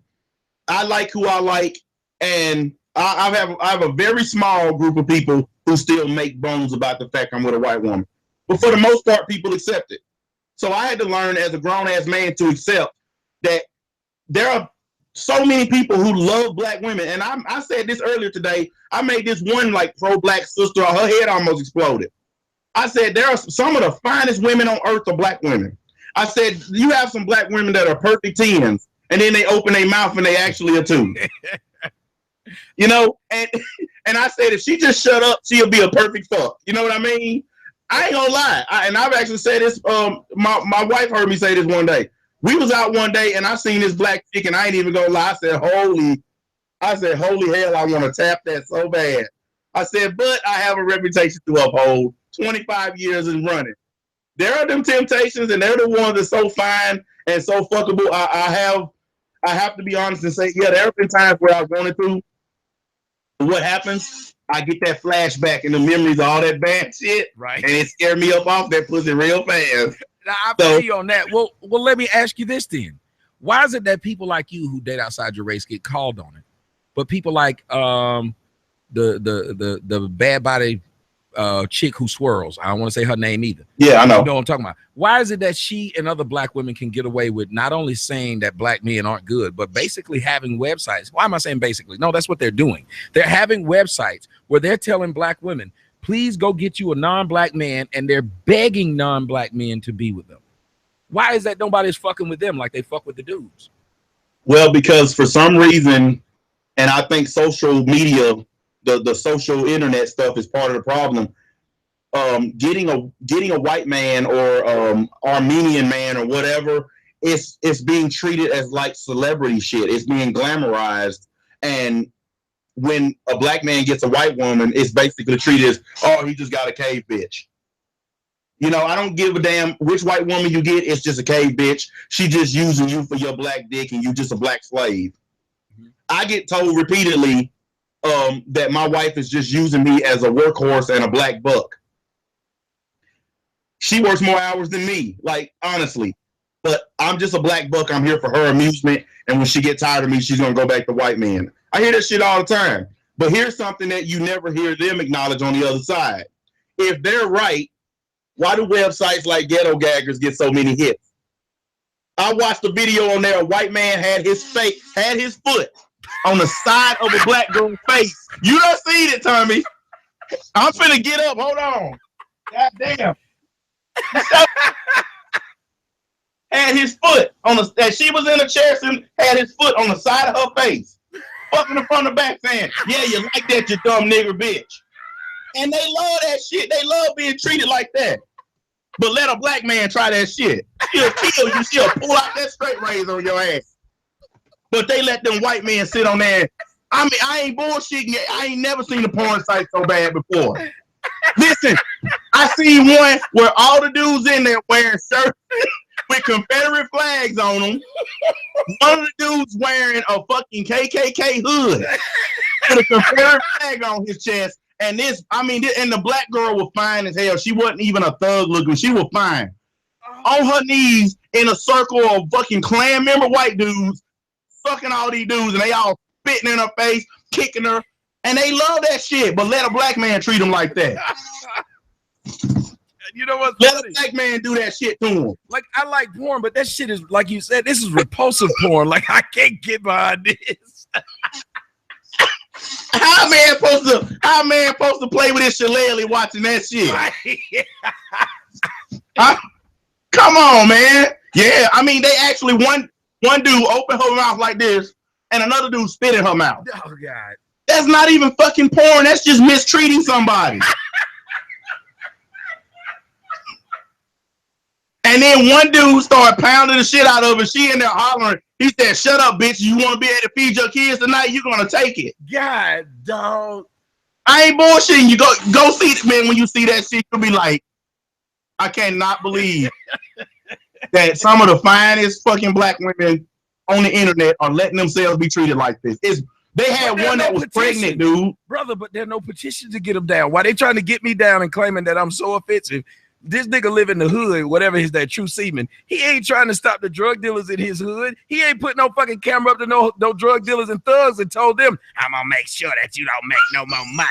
See if you want to sell dope after I take your money from me. We gonna attack the money. Notice they've never attacked the money of nobody who's actually fucking up the hood, but they trying to attack the money of YouTubers. Explain this. Well, I'm gonna be honest with you. They didn't do this shit until YouTube started changing these bullshit rules. Before all this ad bullshit happened, these people were perfectly content with people like us saying what we wanted. They saw a motherfucking opening, like, I mean, it was like Bo Jackson see a hole in the line and take off running for the end zone. They just taking advantage of some bullshit, and this is what they don't understand. I listened to a YouTube the other day. This guy has been on YouTube for about 13 years. He said he's been through this about 7 times on YouTube. They crack down on everybody. The rules change a little bit, and then it goes back to YouTube again. All these people celebrating this flag and shit. I watched a live stream the other day, a True Seaman. I looked at the chat. Man, it's fucked up, man. He got his channel back. Man, that's some old bullshit. You ain't doing nothing. You ain't working hard enough, Seaman. Come on, man. Let's do it again. And I was like, wait a minute. This man got his shit back, and you assholes are already making a plan to take it down again. And you know what I said? That's the reason why I brought up Ghetto Gaggers, because this is what I was thinking. We should just make a site like that and just call it, I don't know, Coons Gag Hoes. And we just beat the shit out of these bras with our dicks and nut on them and spit on them and see how much money we make before they shut us down. Because they ain't stopping these white boys from doing it. They are dogging these women out. Think about it. Listen, they want to get my channel down, but David Duke channel just been sitting up there chilling. Like, his channel ain't got nobody making. They don't make no videos every day to try to take down David Duke. And these black women who are able to go out there and swirl and say that black men ain't shit, nobody's saying they must hate their mama. Nobody's saying they must hate their daddy. Nobody's fucking with them. So what I was trying to get people to realize, even if you don't like me, what True Seaman is doing is putting every black male at risk, because all they're going to do is make sure that black males can be easily taken down, and the white people who are behind the system get to laugh and say, but you guys sanctioned this. You wanted this. Don't get mad now. It's not like we came searching for the black people to knock down. Black people brought them to us. Why don't they see this? Well, I got a message today from YouTube, and it's one of those things where they say, tell us how we're doing, and you have to hit the little smiley face, and then it said leave us feedback. And it asked me on the little smiley face thing, I hit the biggest frown face on that motherfucker. And in the feedback thing, I said, when y'all gonna do something about these motherfucking trolls on this motherfucking website? I got it. I got an email back in about an hour. Some dude named Roy said, how can we better assist you in your YouTube experience? I said, it's very simple. Start charging for this shit. Get these bitch ass dudes off of here. I said, and give us our fucking free speech back. I actually got a video. They demonetized it, and the video is about Google losing ads. There's no cussing, no profanity, no sex, no nothing. They demonetized it because I'm talking about the fact that they losing ad revenue. Yep. These guys they can't tell their ass from their elbows on this damn website. Like you said the other day, and I was in the floor laughing when I heard it. Motherfucker come and fuck with the bear. As soon as the bear rip his goddamn skin off, they come and shoot the fucking bear. In my world, I'm gonna come and hit the dumb ass upside the head who was fucking with the bear. Even if he got a hole ripped in his chest, I'm still gonna bust him upside his head. That's what they doing to us. We can't. There's no space to breathe on here. Like I got an email a little while ago before we started, and because I mentioned that I was gonna come on here and talk to you. You better not say nothing controversial on there, because I'm gonna be flagging everything. And I was like, dude, you a bitch. Get off my fucking page. And I went and blocked this motherfucker. Like, every conceivable thing that they trying to do on here is nothing but this weak ass bullshit. This video we doing together, this just gave Seaman and the fake faceless one about, I don't know, 8 years worth of content. They don't go through every 15 minutes of this and make a fucking video. Yeah. Oh, did you see the part? Did you see the part where they were laughing together? Oh, they were having a good old jolly time. I'm gonna make an 8-hour stream about them laughing together. Dude, get a fucking life and do something about that raggedy ass crib. Get a real fucking camera, because I'm tired of seeing that bullshit ass screen. I mean, come on. Dude, if you're going to do this shit, do it. No, but here's what I thought was funny from everybody who does it. Everybody had a problem with what I do. You know, he got AdSense and he got people donating and stuff like that. And then everybody who had a problem with it each turned around and did the same thing. They each said, oh, and my donate link is in the description box. And it's boiled down to, you have one group of men trying to destroy another one. I want to get your point on this. I think that what is happening is the world's looking at us as black men and they're laughing, especially with what the representation that they're seeing on YouTube, because they're watching people fight over not even crumbs, but the crumbs of the crumbs. Like, did you think about it? Yeah. Everybody has started to use my name over and over and over and oversaturated, and then they act like I've done something to the YouTube algorithms. I'm like, I was smart when I started doing it. I didn't use anybody else's name. I used my own, and I sold my own self. Now, it was a slow building, but I sold myself, not someone else. That's why people look at me and they think of Ether, and they think of me more than they think of Nas. Yeah. And Nas is where I got it from. But I use, in my keyword thing, I use the title of my video. I use MBA, and that's part of the reason why a lot of people don't start calling me that. And I use Mad Black Atheist. I copy and paste the name of my channel and stick it in the keywords. And then any relevant stuff to what I'm talking about. But I don't use any other YouTubers' names.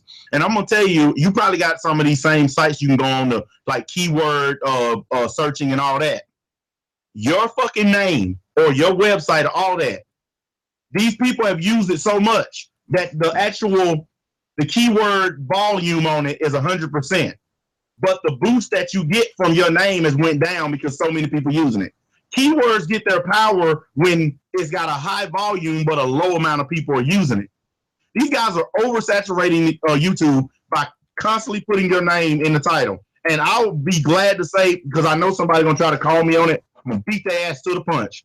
The one video on my channel that I put your name in the title is my biggest one.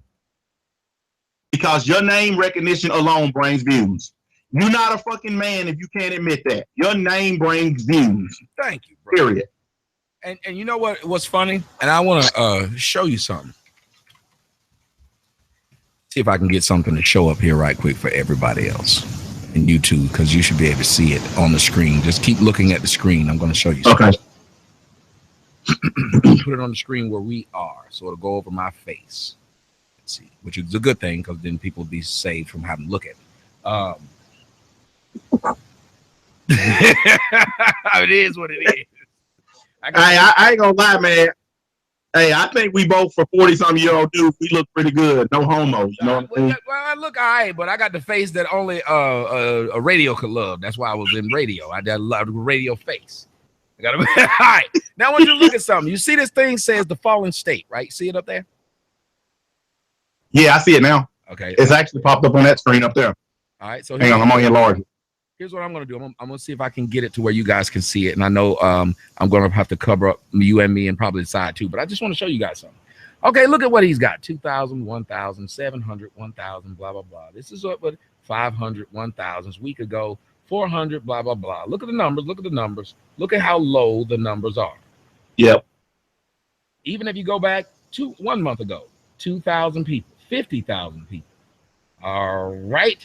Then you go and you look for a little young man, and he's going back 4 months ago. I can't remember exactly when I came on his show. But you go back 4 months. How many views did he get just having me on the show? 114,711. Yep. I see it right there. The people before me, not even close. What does that tell you? Nobody's got even close to what I got, and these were people before me. None of them got close. Yeah, you must see TV. Right, now let's go and look at I just did it, and I want to thank you for saying that you enjoyed the interview that I did with Ruben. Let's see, Dave Rubin. Dave Rubin had me on his show. Let's see what my numbers did on the Rubin report. And Crowder's going to put up our interview. Me and Crowder interviewed Wednesday. He should put up the interview sometime this week.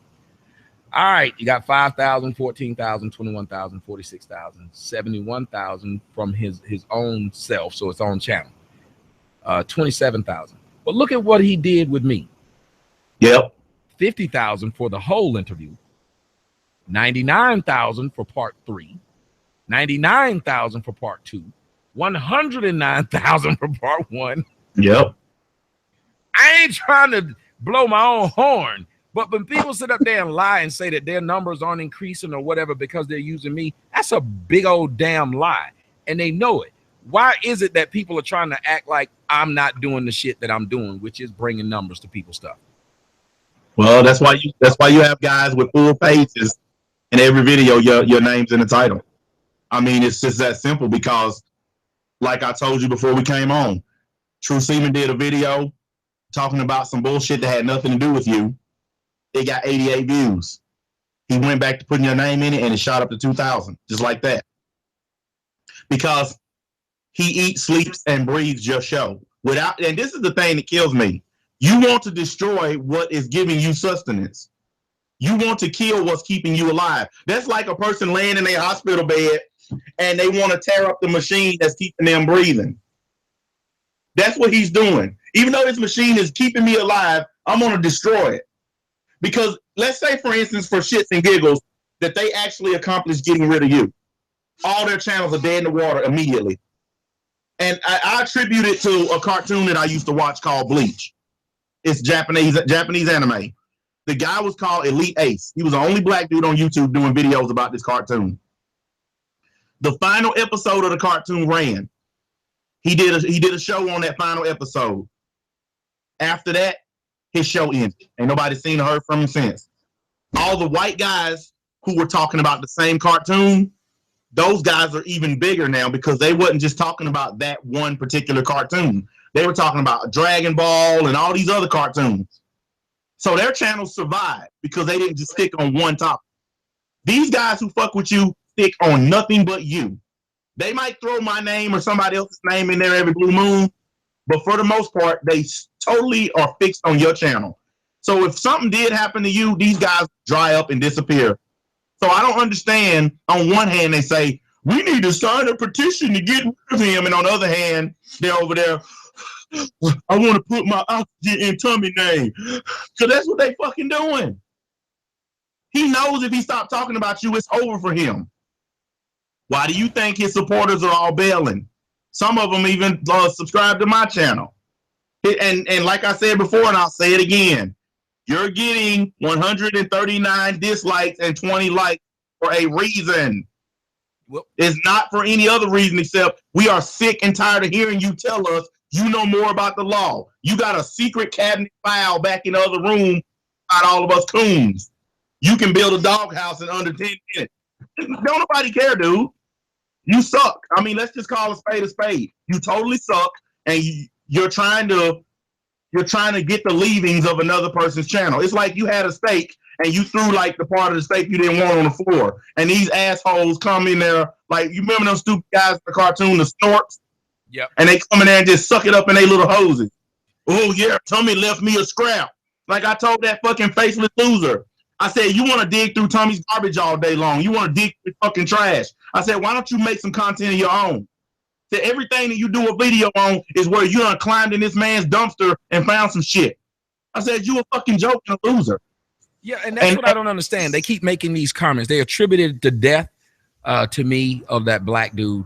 And it just seems strange that you're watching all these men, and anybody with any common sense would back a man that just chases a man.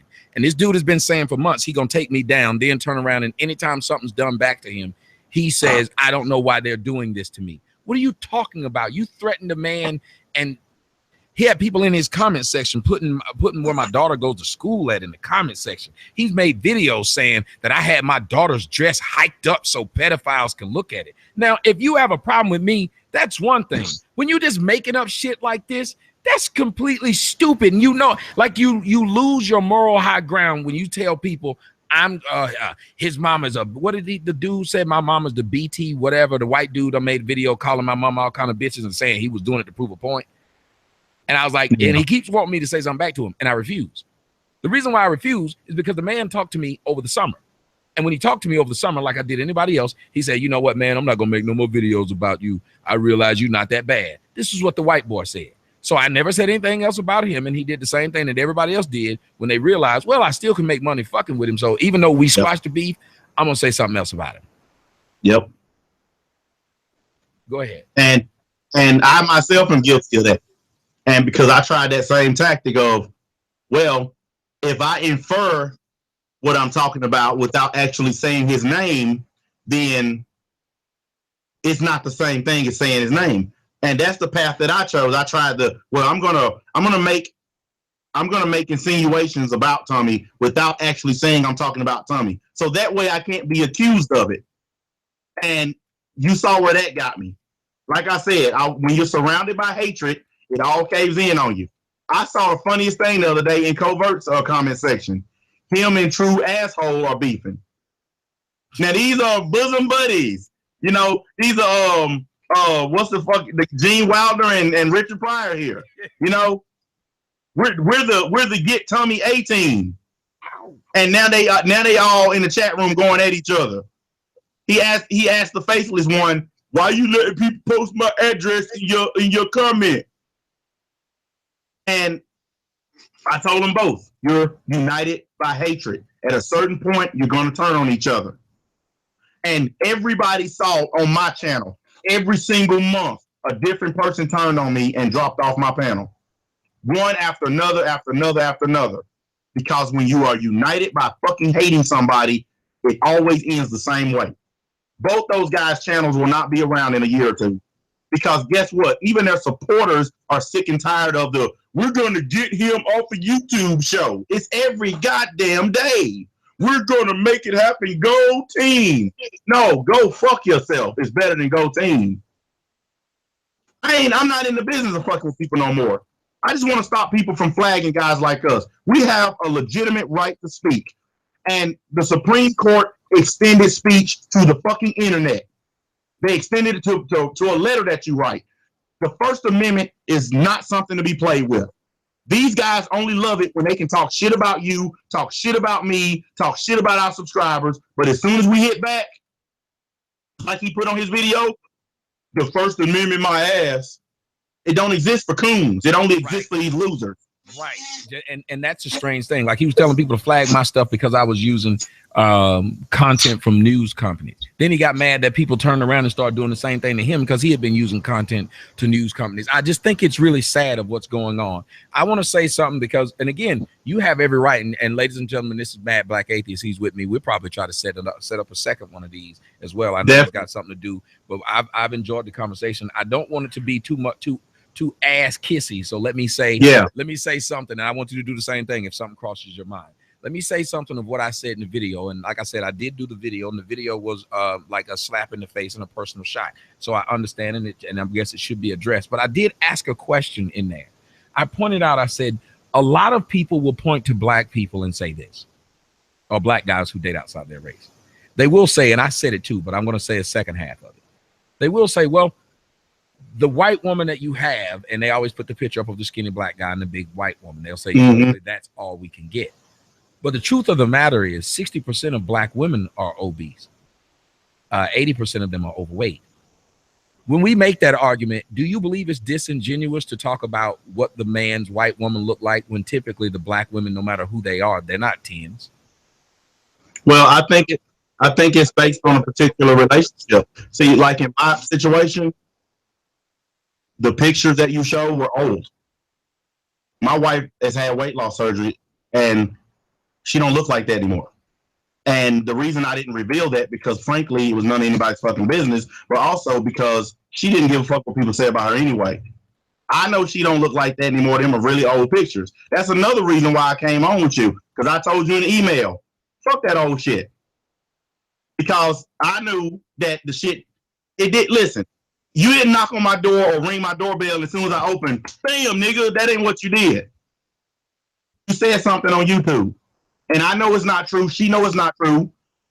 And that's why I said I'm going to be a man about it. But I think that it is disingenuous because black women are huge, especially here in the South where I live. Yes. I listen.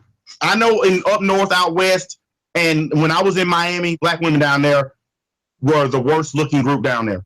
The white women and the Hispanic women were beautiful. The black women were giganimous. They were free willy. And right here where I live, I'm in the heart of the South, the Bible Belt. KFC, Church's Chicken, Popeyes. You can't even pull in the parking lot. You can't even park there if you want something to eat at those places. Everybody, and I'm pretty sure all the black men listening will laugh when they hear this. Everybody's 300 plus pounds. They all drive an Expedition, a 98 model Expedition, because they can't afford the new one. See, you laugh because you done seen it. You done seen it.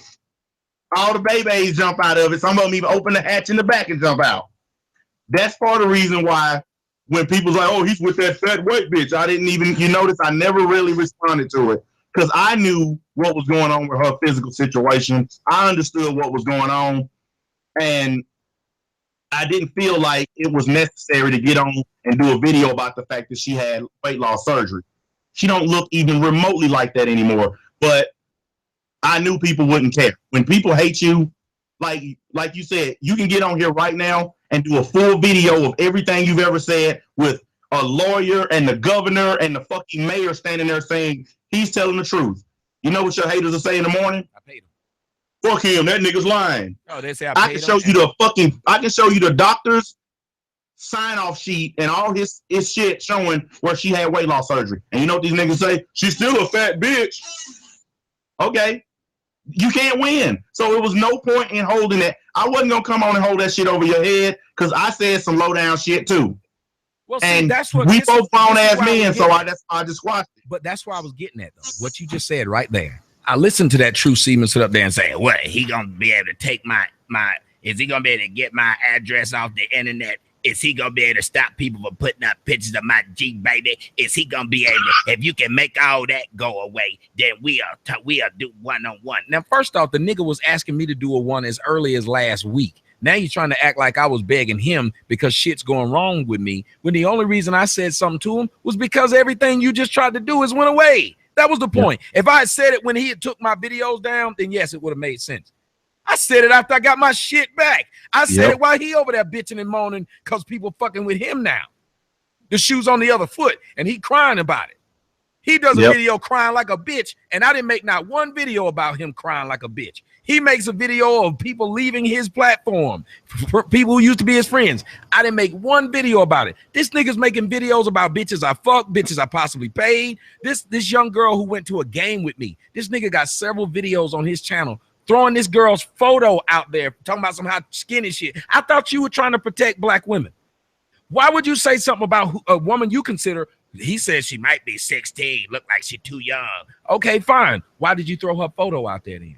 Why would you try to put an underage girl out there like that? Why would you do this? If you're a man who loves black women, why would you have photos with my mom, with my daughter's mom on your fucking channel, talking about how ugly my daughter's mom is? You went out your way to say this, and I get it, but you're supposed to be different than me. You're selling the world that men like me need to go. If you listen to one of his videos, you could flag every one of his videos because he cuss more than I do. And I thought I cuss a lot. Motherfucker, motherfucker, motherfucker. And the motherfucking, like, motherfucker is a noun, an adverb, an adjective. That word is it just put from his voice. But when I reached out to him and I said, squash this, I didn't mean he didn't have to do no more. He didn't have to do any more videos about me. I meant it looks weird that I would have talked to him and just asked him simply. It looks weird that you're claiming you want to take my money from me and you want me back in the hood. This nigga says it all the time. I want it back in the hood, hoop riding up to no good. Back in the hood, I haven't been in the hood since I was like 13 years old. When do I, and who are you to determine that I need to be in the hood? Where did we get this entitlement to where we can do that to each other as black people? Again, we're the same people who say white people are bad, but we're the ones who telling niggas, I'm gonna knock you down to size. I've been told that I need to be reacclimated to my original community. And if I spend enough time in the hood, that I would go back to liking black women. I would go back to wanting to live in the hood, and I wouldn't care about the white sandy castles where I'm at now. And this is what I asked the person that told me this. I said, so I'm supposed to uproot my business that's very successful where I'm at take it to the hood, put up a barbed wire fence, and put bars on the windows, something I don't have to do where I'm at, because all of my heavy duty pressure washing equipment will be gone the next morning. I have to put like 3 more alarm systems on my truck, and it'll probably still be gone the next day. All of that so I can be reintroduced to my original environment. I said, motherfucker, I'm not a goddamn goldfish. You don't have to put me in a plastic baggie and change my water. I said, I want to be where I'm at because I see what my mom and my sisters are going through over there in the hood. I see it. Every time I go to visit her, I can't ride down her street without some lame ass dude trying to ask me for money or knocking on people's door asking for shit. People breaking in houses, hurting each other, doing shit to each other. Why in the fucking hell would I want to put my kids through that? Why? I mean, they ask you to do so much when you don't want to be a part of the black community, the black society. They ask you to give up everything that you are, everything that you built to go back to Africa. I was on a live stream the other night arguing with these hotel dudes. I said, you niggas can't even get it right in America, the richest, freest country on earth. But you want all of us to pack up, take everything we own, get on a boat, and go to Africa where you motherfuckers definitely won't be able to do nothing. Yeah, but we'll be back to our roots. Fuck your roots, nigga. I like money. Well, they don't know their roots, number one. Number two, anytime I hear black people talk about Africa, I laugh because one of the things I was called as a kid was an African booty scratcher. I was called Shaka Zulu. I was called that. Right, it was called black as hell and all this stuff. So why would you try to tell me you want to go back to Africa when one of the main disses that blacks have towards each other is to refer to them as African? I'll ask any of you right now. You guys know what I always say. I dare any of you guys to go out right now and tell a black American chick that she looks African. See what kind of response she gives you. She's going to get upset. Why would this woman who calls people like me and MBA coons get upset that you say she looks African? Well, isn't it cooning to make fun of a black person because of their skin color tone? You'd assume. Wouldn't that be a form of cooning because you're fucking with them because you have lighter skin? That means that you're placating to the very white man that you claim to hate. Amen. And here's something else. All these people, these haters of the white man, you are using his platform and his rules to go after 2 black men. There you go. That's the gist of my new channel. Why the fuck are you guys who hate the man so much using his shit to come after other black men? And I told them a-holes over there on that dumbass white boy channel. I said, how dare y'all get over here and get behind a white dude that's stalking black men? The real coon. He ain't making no videos about no white YouTubers, just niggas. None. I asked him this. I said, if you care about the black community, I said, why aren't you doing something about those black female YouTubers? I saw one the other day, she had on one of her comments, all black men need to be sterilized. They ain't shit.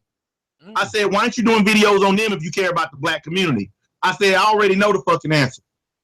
90% of your audience is black women, so we already know your answer. We already know which direction you're going to go. You're going to placate to your audience. You're going to bow down and kiss their ass. And then the T-sipper, Mr. He told me today, well, I heard that he's married to a black woman, so that gives him plenty of right to talk about black issues. But wait a minute. I was told because I'm with a white woman, I can't talk about black issues, but because the faceless douchebag is with a black woman, he got a black card now? Don't leave home without it, ass nigga. No, you're exactly right. Let me do a favor. I didn't know. People are saying, take a look at something. I got Fabrice Kayode says, I hope my concentration helped and my contribution helped and happy Easter. Thank you very much. Got another one from Jonathan Hearn. Thank you very much. These are all through PayPal. This is my man Chris Thorns, and make sure you check out his YouTube. He says, salute, bro. Keep doing the work. I'm listening in the shadows. Got somebody from Great Britain. Maggie Waldron says, you can view. Wait a minute. No. Keep going, Tommy. Love from Chapperham, Wiltshire. Good old UK. Got another one from Vanessa Harris. My husband and I love your show. I've been following you for a number of years. Keep telling the truth. Thank you so much. Then I got Fred Kaysen says, Tommy, this is Fred C. I have never on everything. Oh, wait a minute. I've never on everything I love flagged your channel ever. NBA took my comments totally out of context, bro. I don't hate you. Tommy, and you can see, bro, I don't even comment on your stuff anymore. I hate the way this man tried to fuck over the money people freely gave to you. I'm a father, and I've never agreed with one of that flag and shit. And I even told MBA the same thing. Who is that? His name is Fred C.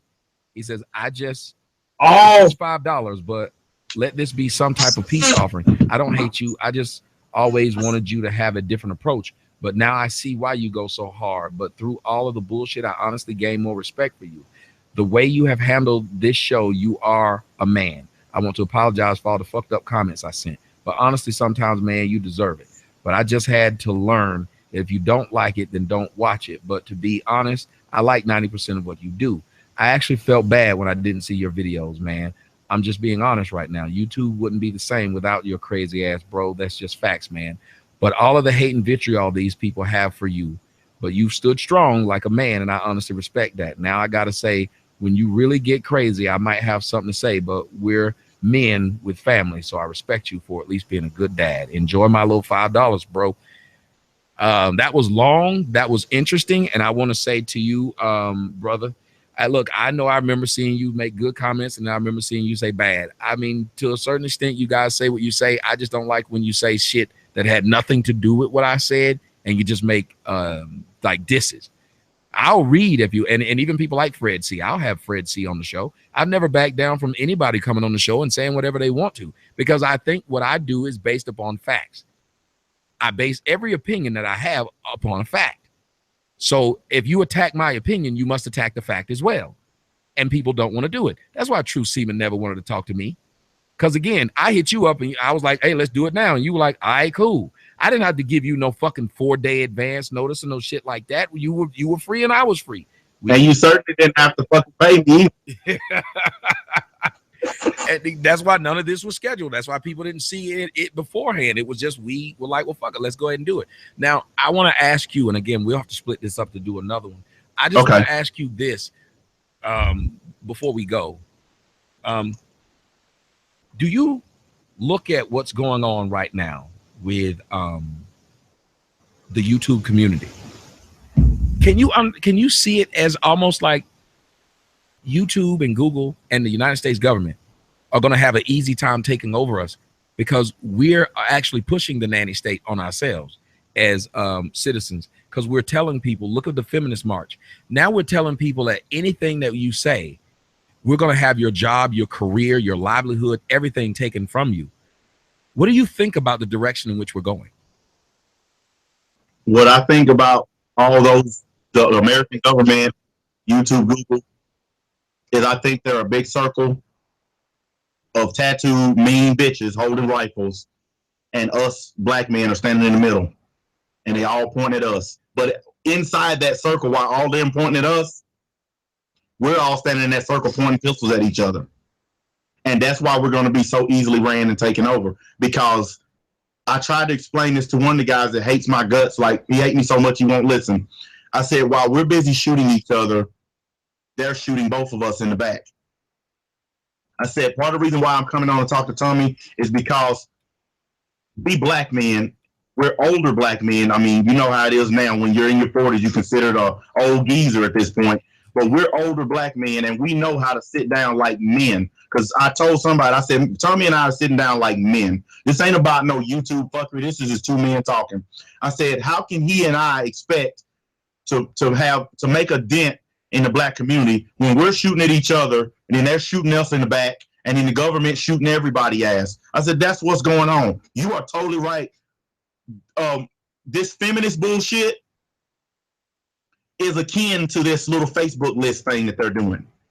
The feminist movement is powering that bullshit. But then this is something that I say, and a lot of people give me flack for, but I truly believe it. I think black women have a deep-seated hatred for black men. And I see it played out time and time again in the way they treat us, the way they talk about us. If one dude do them wrong, all of us are flea-bitten werewolves. I mean, I see it day in and day out. And I look at a lot of their little videos, how to get a white man, how to spit on a black man, how to tell a black man to kiss your ass. And none of them ever do a video on how to look natural, how to stop wearing weed, how to get off government assistance. You never see those videos from them. And these are the two people that's helping black women. All black men need to know this. You got Uncle Sam and Auntie Support. Those are two people that's always going to be backing up black women till the end of time. Uncle Sam is going to pay them. Auntie Support is going to bring you over and take your dollars so Uncle Sam can keep paying them. Every single fucking time. I don't give a damn what you say, what you do. Every black man knows this. When you go to your local child support office, I actually did a video from my local one. Nothing in there but black women asking for more money. Wasn't a single white person in the room. All sisters up in there. We got to uplift our queens, but they all down there asking the white man to come rake us brothers over the coals. I'm like you. I want to help black men. I honestly do. And my advice to black men is very simple. Put your shit in your pants, go get your duffel bag and leave. Before you get strapped down to some shit you don't want to be with. To some shit you don't want to deal with.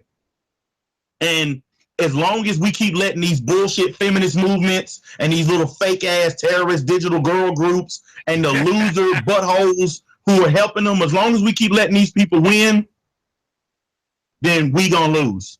The reason I'm speaking up is very simple. I ain't getting paid a fucking dime off this shit. I'm legitimately doing this for free because I can't stand people who try to tell me I can't have a goddamn pistol, I can't speak. I had a lady tell me the other day, she turned around, we was in the checkout line, I was talking to somebody else. She turned around and said, "You can't say that." I said, "Bitch, if you don't turn around and pay for your shit," I said, "It's America, I can say whatever I want." Well, we live in a different era now. You can't say certain stuff out loud. I said, "Well, I'll tell you what, fuck you. Turn around and buy your stuff." And don't you know the Walmart people told me to leave? I put my shit down right there and left. I said, if I ain't allowed to speak, fuck y'all. I ain't giving you my money. Black people, don't give your money to people who want to take your fucking rights. I agree. Hey, let me ask you a question. I know it's the end of the show, but I just we'll do more on this on the second one. I don't know if you know a guy named Kai Muscle. No, I don't. Kai is a huge black guy. And he went through a divorce with his black wife. Apparently she had been with him for a long time and she was putting him through hell, and he had to do a video where he was down there crying about the shit she was doing to him. Well, he's now with a white woman, and people have problems with him being with a white woman. Now, here may be some of the problem I have. I see more pictures of him with this white girl showing her, and she's just his girlfriend, than I saw him with the black girl. But I guess that kind of happened. You get something new, you get your money up, you want to get you a white chick. People got to stop being mad about that. If you look, the prize of the world is a white woman. Call it, let's be what it is. The prize of the world is a white woman. Especially if you get you a blonde one, like a Scandinavian one on your arms, you the man. Every dude that sees you with this tall, blonde, busty Scandinavian chick will dap you up. It doesn't matter what race you are. You could be Asian, you can be an Arab. If you got a tall white blonde on your arm, that's why black chicks get jealous, because they know that woman looks like whatever the fuck it is. Hell, it's like seeing a black car. I mean, a white car. It looks like you get a Bentley and you get a white one. That shit looks. Oh yeah, it looks awesome. It is what it is. But one of the people, and I'm going to do a video about it. This girl named Cherry Coochie. He got a video up, and he's with his white girlfriend, and Cherry Coochie is going off on him, saying that how dare he date this divorce his black chick to get him a white bitch. She's tired of seeing these brothers get a white bitch. Now, this Cherry Coochie was a chick who was on my show. I had to take all her shit down. The motherfucker's nuts. I took all her shit down. But she has a video sucking a white dude's dick, letting him come in her weave. But she was making videos saying, I'm a white dick sucker, when she actually sucked a white dick on camera. Like, you said black women are entitled. I'll let you leave with this. Why do you think it's okay, or they think it's okay, that even when they date outside their race, to get mad at a black dude for dating outside his race? Like, I'm going to make a video to him and show him what she's done. I'm going to send him the link that you can see this bitch. This white dude was talking cash shit to her while she was sucking his dick, and then he squirted in her weave and on her face and was out. Ghetto gang. That's how he was treating her. He was talking to her like he was with gang shit. Hey, y'all, if y'all see a Vic or any kind of Vic or anybody named Vic in my chat room, get them motherfucker out of here. That's another nigga I can't stand. Like, we had the same issue that me and you had, which is I don't bother the nigga. He go from we all right to he fucking with me somehow for no damn reason. And the shit is irritating because he's done it for years. And I can't stand this motherfucking dude. This a grown-ass man who just keeps fucking with somebody else who ain't fucking with him every day. I can't stand Tommy's coon ass. And I'm like, will you leave me the fuck alone? Yeah. So if y'all see this nigga's name anywhere, I hate this dude. And I tried my best to be cool with this dude. And I hope it don't happen with you and me, where I keep trying to be cool with black men. We squash a beef, and then they realize, where's more money in it's more money in this and whatever. Well, I'm gonna tell you, I honestly have come to the realization, Tommy, I'm not gonna make shit off of this. This is not my life. This is not my career. I'm actually in the best position you can be in to protest the bullshit that this digital terror girl group is doing, because I have nothing to lose. You can flag a channel that has no money funneling through it and no nothing.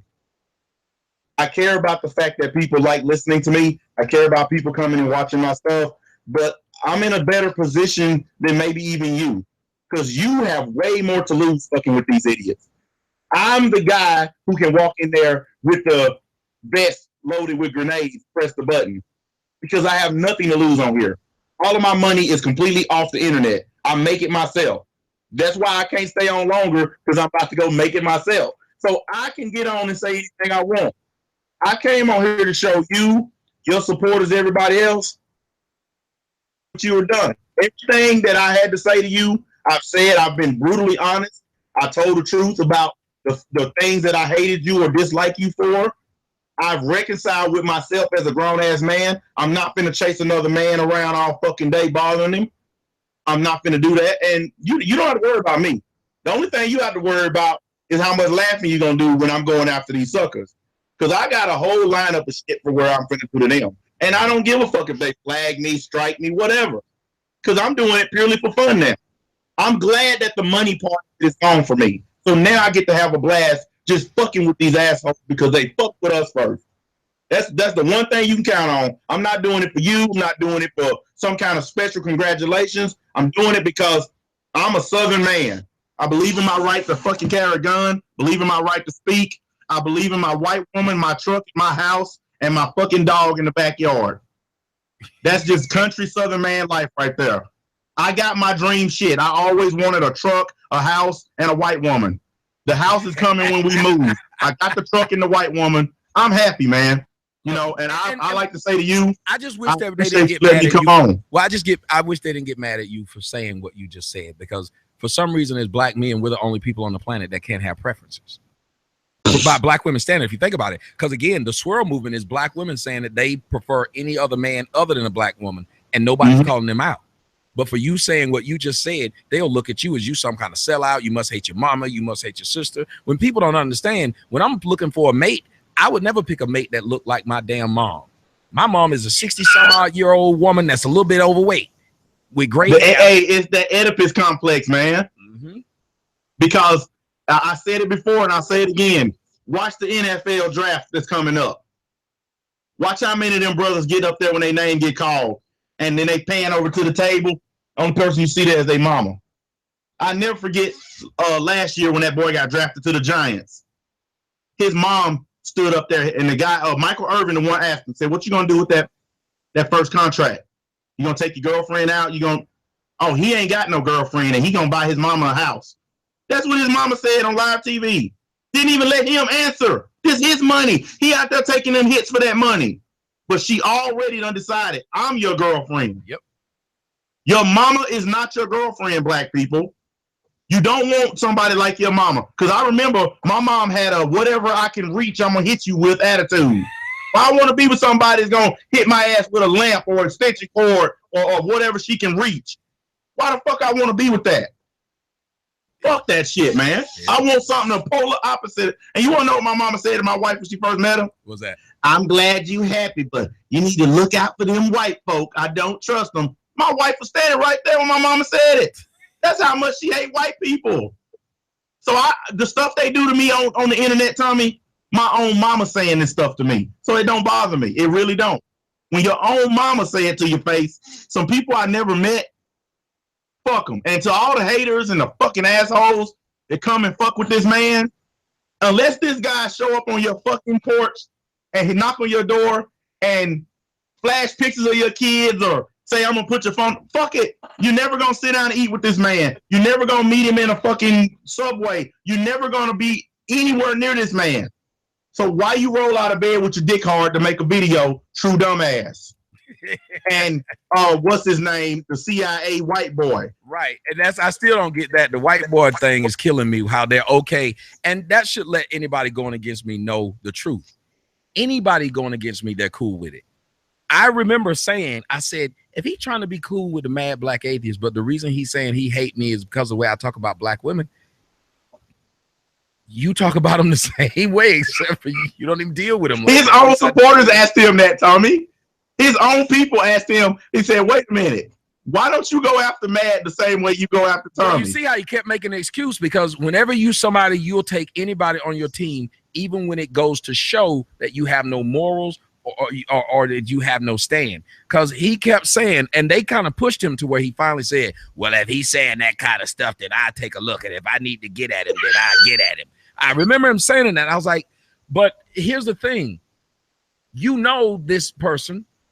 You knew what they were about beforehand, but he takes anybody. He knew what Vic was about before. As long as Vic was his friend, he was cool with him. When Vic stopped, he started talking shit about him. Every one of them dudes, I at least have enough integrity that I don't take on my enemies' enemies just so I can have an extra person. I don't. If I don't like what you do, I don't like what you do either. Just because you don't like somebody I don't like doesn't make us friends. But that's what should let everybody know something's wrong. When he said right there, knew what you did, but he said, well, I think Mad Black, he got, if he just saying how he feel, there's nothing wrong with that. You know, he just talking about what he like and what he dislike. I mean, I don't think there's nothing wrong with the man giving his opinion and his preference. And, you know, I even donated to the brother, you know. And then he turns and you know what? That shit was a straight lie, because I don't have donations set up on my shit. I've never received a donation. So when he said that shit, I was like, wait a minute. This motherfucker's trying to ingratiate himself to me to the point where he's flat out lying. I've never asked for, never set up, never even wanted donations, because I always repeat this on my shit. I got my own paper. Yes, I'm a greasy mess when I get on. Matter of fact, Tony, I remember talking to you one day. I had my other glasses on. I was wearing those greasy black gloves and dirty clothes. And I talked to you live from one of my job sites. I remember that. I'm a fucking mess when I get home. The shower is my best fucking friend when I get here. And I do that so my kids can live better than I ever did. We grew up with 3 channels, black and white, and I had to hold the damn clothes hanger so my brother and sister could watch TV. My kids now, they have 3, 4 big screen TVs, any video game they want, computers, tablets. I want my kids to have what I didn't, so I bust my ass for it. And when it's such a slap in the face to say, Tommy paid him for this interview. Tommy gave him this. My PayPal so fucking dry, it's got dust in it. Nobody gave me shit. And ain't nobody gonna give me shit off here. I'm just saying this from the bottom of my heart, man. The shit that we went through, all the fuck shit, was a whole lot of it my own bullshit, and doing that team of rivals shit where you get with a bunch of folks that hate you and think it's gonna work out. And I learned my lesson. That's why y'all see me by myself now. The only panels I do now are with 3 dudes, and we don't even talk about you. We don't even discuss your business. We don't get in that shit. And I ain't even really been doing those that often. I've been mostly doing videos by myself. Because I'm never, and I mean this, never teaming up with somebody who come to me and say, oh, I hate that motherfucker. Let's do a video together. Because after seeing me and you do this, I know I'm going to get some offers. Hey, come do me. Come do me. I'll come on that shit long enough to say, y'all some fake ass niggas. Bye. Anybody who's a hater who listening, I'll gladly come on your shit right now and do a fucking one-on-one with you to tell you a fucking hater. Goodbye. Last thing before we go, I know you got to go and I got to get out of here, try to get in a couple more of these. Last thing, what would you like to say to the men who are our ages? I mean, we got grandkids, man. We got gray hairs, and we the main motherfuckers on here arguing. That True Seaman got grandkids, and this dude just sits in the house every day. And he talks about doing real work, but you actually do real work. This dude just sits around every day, 8 hours, talking about another man, trying to remove shit from this other man while still wanting to remain protected himself. Can you say something to the other black men that are out here like us? Because all us old, I'm watching all them niggas that's coming after me. These old niggas that just wish they had what I built. You watch it. It's the exact same thing. You got these niggas who swear they hate me, but they're doing the exact fucking thing as I do. Speak niggas even taking my terms. What would you say to them if you could get us all in the room and get us to maybe see things or do things differently? The first thing I would tell them is you have to do what I did here tonight. You have to be man enough to admit that you had hatred for and jealousy towards another man for doing something that you can't or won't be able to do. That's number one. You got to be willing to be a man, and you got almost 1,300 people watching. So people hear me freely admit that I was targeting you and coming after you because I grouped myself with people who were doing it. You have to be willing to admit that, number one. Number two, you have to commit to changing. You have to commit. I tell people all the time, I got out of prison, I had two choices. Go back or change my life. Constantly looking over your shoulder when you're trying to take a shower is no life. Getting stabbed for oatmeal cream pie is no life. I watched two people get murdered right before my eyes while I was in prison. One guy got stabbed over a fucking zebra cake. Another guy got kicked down a flight of stairs while we were on our way to chow. That's what they call it in their chow time. And you want to know what he did? He refused to join a gang, so they killed him. I learned while I was in prison that shit ain't worth it. These dudes think I'm just some lame, nerdy, fat, loser atheist. All the shit that they trying to do, I did that shit. I wasted my young years going back and forth to jail and prison. Wasted them. Here I am, 40, trying to fix bullshit mistakes I made when I was in my early teens and early 20s. I'm still fixing that shit. You want to know why I started a business, Tommy? Nobody and their mama would give me a job because of my record. They would hire an underskilled person or a person with no experience over me, even if I had experience, because my record scared the shit out of people. These black men on here who chasing you, they need to accept your offer to speak one-on-one like you did with me. They need to accept it. And they need to get over their fucking hatred. Because the guys who fucking with you right now, like I told the faceless one, I actually said in my video, I said, I have not seen a single video where Tommy even mentions your ass. I've never seen a video where he even acknowledged you. So why the fuck you got 70 videos about it? Exactly. And I told the other dude, you can't roll out of bed and make 8-hour streams about this man and expect that it's going to be all good. My mom always said this: idle time is the devil's workshop. I don't believe in God, I don't believe in the devil, but I know what that phrase means. That man sitting in front of that computer 8 hours a day, that's his idle time. His workshop is this bullshit he on here trying to do to you. And now trying to extend it to me. I'm going to catch a lot of flack for talking to you. But you know what I learned tonight? You a grown-ass man. I'm a grown-ass man. Fuck this YouTube fuckery. I openly admit freely, you ain't done shit to me. I fucked with you because it was the trendy thing to do. I fucked with you to get views. I fucked with you because I thought my channel would get big from it. My old channels are dead. I had to tell that to the T-Sipper today. He's quoting shit I said on my old videos that I deleted. Said I deleted that because that mad black atheist is dead. This the one you got now. Fuck the haters, fuck the losers. Come over here, be a man, show some respect, be honest and admit to your shortcomings, because you even admitted to yours. That's where you gotta be. We gotta be men.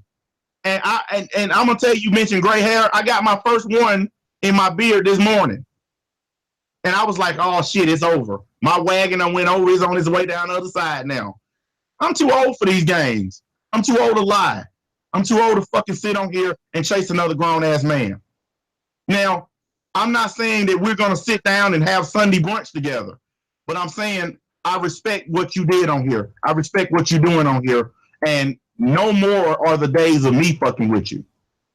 And when somebody say, oh, you're just coming to his defense because he let you on his show, I'm coming to your defense because you got a fucking right to say what you want on the shit you built. Like I said in my video, even if people don't like the way you built it, I don't care if you built it up on a stack of bodies, you fucking built it. And we don't have a right to try to take that from you, none of us. I learned that lesson. Some of the people who was a part of my crew, they in the chat room now. One of them just said, who hated him? I don't hate Tommy. I disliked him for doing something I couldn't do. And I'm man enough to admit that. How about the rest of you guys who used to follow me? Why don't y'all fess up to it too? It don't change the fact I still got money, still got my family, still got cars, still got anything I want. But now you know what I don't have? I don't have that undying hatred. I don't have that hard on to fuck with this man. I don't have that fucking jealous ass bullshit going on in my life anymore. That's what I lost in all this. What I gained is self-respect. What I gained is the ability to understand I don't need a pack of fucking Tommy haters to prop me up and make me feel good about myself. Yep. So if y'all don't like me for coming on here, y'all mad at me, y'all think I done changed or I'm sucking dick or I'm a bitch, I'll give you my famous phrase before I go to work. Go fuck yourself. Tommy, thank you for letting me on. Soto Nation, thank y'all because the comments were awesome. I didn't see hardly any troll bullshit except from actual faggot trolls. There's the Soto Nation showed me love. There is one person that asked you to do them a favor. The person that said, can you apologize to them? I think they're the people who followed me and continue to follow me because they feel like you went at them for just staying fans of mine. Like they were called. Yeah, I apologize to Soto Nation because I went harder on you guys in most cases than Tommy, especially about the donations. Yep. That doesn't make me less of a man for admitting that. It makes me more of one. I agree. I absolutely went after you guys, and I totally apologize. And I don't expect anybody to subscribe to me or look at my videos because I apologize. I'm clearing my slate because it makes me feel better, and it's showing respect to a man who didn't have to let me on. The fact of the matter is, I'm going to get shine out of this, and I know I am because this man was honest and cool enough to let me on. You know what I think is cool about it too is that at the end of the day, that's what I was hoping for. I mean, we as men trying to fight each other is stupid. And I'm glad you talked about how you had to start your own business because nobody was trying to hire you. I've had black people make fun of me and say the only reason this nigga is on YouTube because he can't get a job in the real world. And that True Seaman, he has a video of. He actually said this. Mad Black. He said, when we get Tommy off of YouTube, if he goes and get a job anywhere in the real world, we're going to be right there to send them his videos and make sure he gets fired. So this man says he's trying to make sure I can't work anywhere. There should be no black person in America that follows him at that point. That you have that kind of hatred for a dude you don't know. That not only do you want to get him off a platform that you claim he's only here because he got a jail record, which is me. They say the only reason I built this is because I couldn't get a real job in the real world because I've been to jail. Well, then they should look at me and prop me up if that's the truth. Yep. If the truth is I owed a bunch of child support money before I started doing YouTube videos and I got people to help me pay for that shit, why would I be looked at as a bad thing when they don't look bad at the women who get people on YouTube to help them pay for their Christmases, their birthdays, their funerals? They can do this, but when men figure out a way to do anything, even other men fuck with us. That's why I had a problem with y'all, because I didn't understand it. Y'all were fucking with me for doing something that white people were doing. Nobody was going after the white people. Nobody was going after any. Dave Rubin them have donate buttons. Nobody was fucking with them. Just me that's scamming people. That hurt. It was just me that if he didn't have YouTube, he wouldn't have anything. Yeah, okay, but by that logic, if you didn't have whatever, and if I haven't been in the hood and you didn't see me broke before I got on YouTube, you can't find anybody that can tell you I was broke, I was struggling. Why would you believe the only damn thing I can do is YouTube? Why wouldn't you understand that this is something apparently I was good at it? Yeah. Well, they need to make up their mind.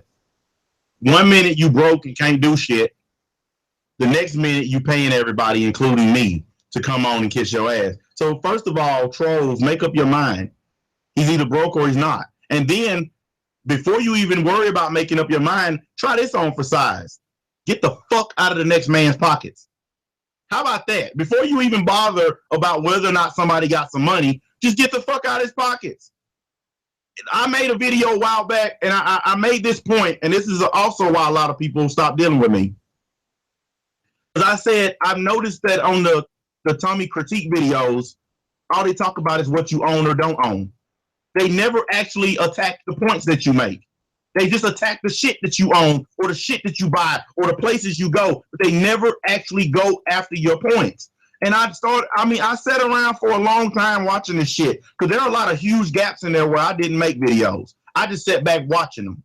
And I noticed that trend constantly. Oh, yeah, I'm going to do a video. This Solo Coon just went and bought a car. Okay, I went and bought a car too. Does that make me a bad person? Let me tell these black men one more thing before I bounce. This is honest truth. I believe myself and Tommy, everything black men should be. We're making money. We're not bumming and begging off the white man to take care of our fucking kids. Because how many black men get called deadbeat, broke lames? We're the opposite of that, and we still get dogged. We still get talked about. We still get mistreated. I don't understand it for the life of me, but I tell you this. There ain't a single motherfucking person on here, a single one, that's going to bother me anymore. I am actually enjoying what I'm doing now. I never had so much fun on YouTube in my life than when I was making fun of that tea-sipping British big-nosed faggot over there across the pond. I was having a blast on that video. I've never talked like a British man for that much time either. But it was the most fun I had on YouTube in a long time. And I remembered back to a time when I had that kind of fun before. And you know what that time was? It's before I started fucking with you. And I was enjoying myself on YouTube. The only times my channel ever grew on YouTube is when I wasn't fucking with you. When I fucked with you, my shit stopped. Every single time. Because folks are sick and goddamn tired of this beef shit. True dumbasses fans are leaving in droves because they sick of it. The fucking faceless white boy, his fans are sick of it. And then this British tea-sipping homo, his fans, even on his own page, are calling him weak and gay and lame. Because nobody wants to listen to a guy talk about sipping a spot of tea while you calling somebody else a punk. Well, that bad black, oh, he's such a punk and a wimp. And he's another one. Like, you listen to a dude who never shows his face. This could be some white dude just sitting around enjoying himself, because I don't understand, and this goes to show you a lot about black people. We'll talk about it on the next one. But when we're drawn to drama like this, like a person who never shows their face can come over and say something and you'll cheer that person on. And you know don't know what they look like, and you know they're attacking someone else. That dude, the guy over in England, I have been told that dude, I will not argue with you anymore. He will say, I have no problem with you, Tommy. And then he's what to doing the same thing again. And it's like, I don't understand. Like, I thought you had no problem with me, Tommy, but now he does.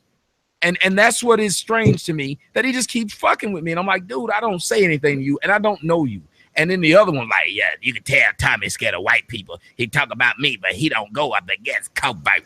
Covert, he won't say nothing against Covert. And I was like, what can I say against a dude I've never seen his face, that I've already talked to? And when I talked to him, he said he wouldn't fuck with me no more. So now he's still doing the same old dumb shit. What would I say to him? I can't diss him on how he looks. I can't diss him on what he does, because I've already done that. He's going to keep doing it. He has no reason to stop, because it doesn't affect his personal life. And it's a shame that you'll watch people try to out someone else's personal life, all while they're trying to protect their own. There is no reason to talk about my mom, my daughter, none of that. There's no reason to go around and say the girl I'm dating is too young. Why do you give a shit? You mad because I can fuck 19-year-olds and you can't? Yep. And no man of no other race would say, look at that guy, he's 40 fucking 19-year-olds. He ain't shit. So I can't wait to see the fallout from this video. It's going to be, I mean, I'm probably going to have so much material piled up. I don't know if I'm able to get to it all, but I already can suspect what's going to happen. You know, they probably going to have like a thumbnail picture of me counting money, and your face going to be on the dollars. It'll be something stupid. Hey, brother, we got to make sure we do this again. Go ahead and shout your channel out right quick. I got three channels, guys. Mad Black Atheist, Coon God. It's my main channels where I do most of my work. If you go on my channel tab, you'll see I have another one, Mad Black Atheist How To channel, and it's not the typical how to channel. And then I have a last one, Mad Black Atheist No More Simps. And it's only one video on that channel, but you'll still like it. Give me a look. Tell me what you think. And like I always say on my videos, cero miedo. Well, all right, brother. Thank you so much for coming on the show. Have a good time at work, and let's see if we can get another one going, man. All right, man. I'll be listening while I'm at work. All right, peace, man. Hey, thanks, Soto Nation. I'm out, guys. Hey guys, and I'm going to be putting up other shows tonight as far as news, and we're going to do other shows. I'm probably going to try to do just a specific call-in show, but I want to make sure. Don't worry about it, Leanna. I'm going to keep doing live shows for like the rest of the night because there's a lot of things I want to do for you guys. I'll probably do something on Hollywood clown and black women, and then we'll do just straight up phone calls later. I keep forgetting that it's later everywhere else than it is here because it's like 6:40 and the sun's still out, and you motherfuckers are like it's dark and it's late. So I'm gonna try to put together this stuff really quick. But for anybody, go to sotomayoRTV.com. I'd like to thank MBA for coming on the show. Anybody else that'd like to do a one-on-one, you guys know where to find me. Everybody got a whole bunch of shit to talk about me, but guess what they won't do? They won't talk to me. And that idiot that's running around saying it's too late to do a one-on-one, he never wanted to do it. From the time he came in, he said he's going to destroy me and take me down. Now he's trying to claim that the only reason I was doing it is because I'm in a weak position. I'm actually in a very strong position right now, sir. I just would like to just, at a certain point in time, you keep lying on me and you're not stopping, and you've done it for months and you refuse to stop lying. I think this is crazy, but I guarantee you I could show the world you were crazy by just letting you talk. That's what I would have done. I wasn't even going to yell at him. I wasn't going to argue at him. I was going to let him sit there and do all the talking he wanted to do. And this fool talking about why don't you come up here and see me in Indiana? Nigga, I would never see you face to face. Why would I want to see somebody crazy enough to wake up every day talking shit about me face to face? Why would I want to see somebody else that swears up and down? You remember you the nigga that told me I can't go to the Midwest. Y'all do remember this nigga before I ever made a video about him. He said, I can't, it's a no-fly zone anywhere in the Midwest. He said, if I touch down, he gonna touch me. That's what this nigga said 6 months ago. I can't go to Indianapolis. I can't go to Illinois. I can't go to nothing in the Midwest is what this man said. Missouri, nothing. He told his people he better not touch down. He said the Midwest is a no-fly zone for me. So to make some bullshit excuse of, well, there's no killing the beef. I don't care if you keep making videos. You coming on my show had nothing to do with me telling you can't make. There was no stipulation that you can't make any more videos about me after you come on the show. You can literally keep making videos during the fucking show. I don't give a crap. What I was going to do is let you talk and let the world see this man's fucking with this dude for no damn reason. He has no legitimate reason. That's why he likes doing all his shows, because he can get paid off of it and he can keep lying, claiming that I did something to him and that's why he did something back. But it's cool, because once you had decided you wanted to make me go broke and that didn't happen, you know what I still look at it as? I think eventually everybody, if they stop long enough, shit could be different. And even you, if you stop long enough to stop being an idiot, shit could be different.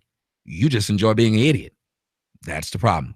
Guys, I'm about to do something on Hollywood clown and black women. I'm going to let you guys see the young lady who I'm trying to be cool with, but did the whole smoking thing. I'm going to let you guys see it and tell me if you guys have a problem with it. I may do just a short live stream so you guys can watch it live or just put the video up. I'm not really sure. Anyway, thank you guys.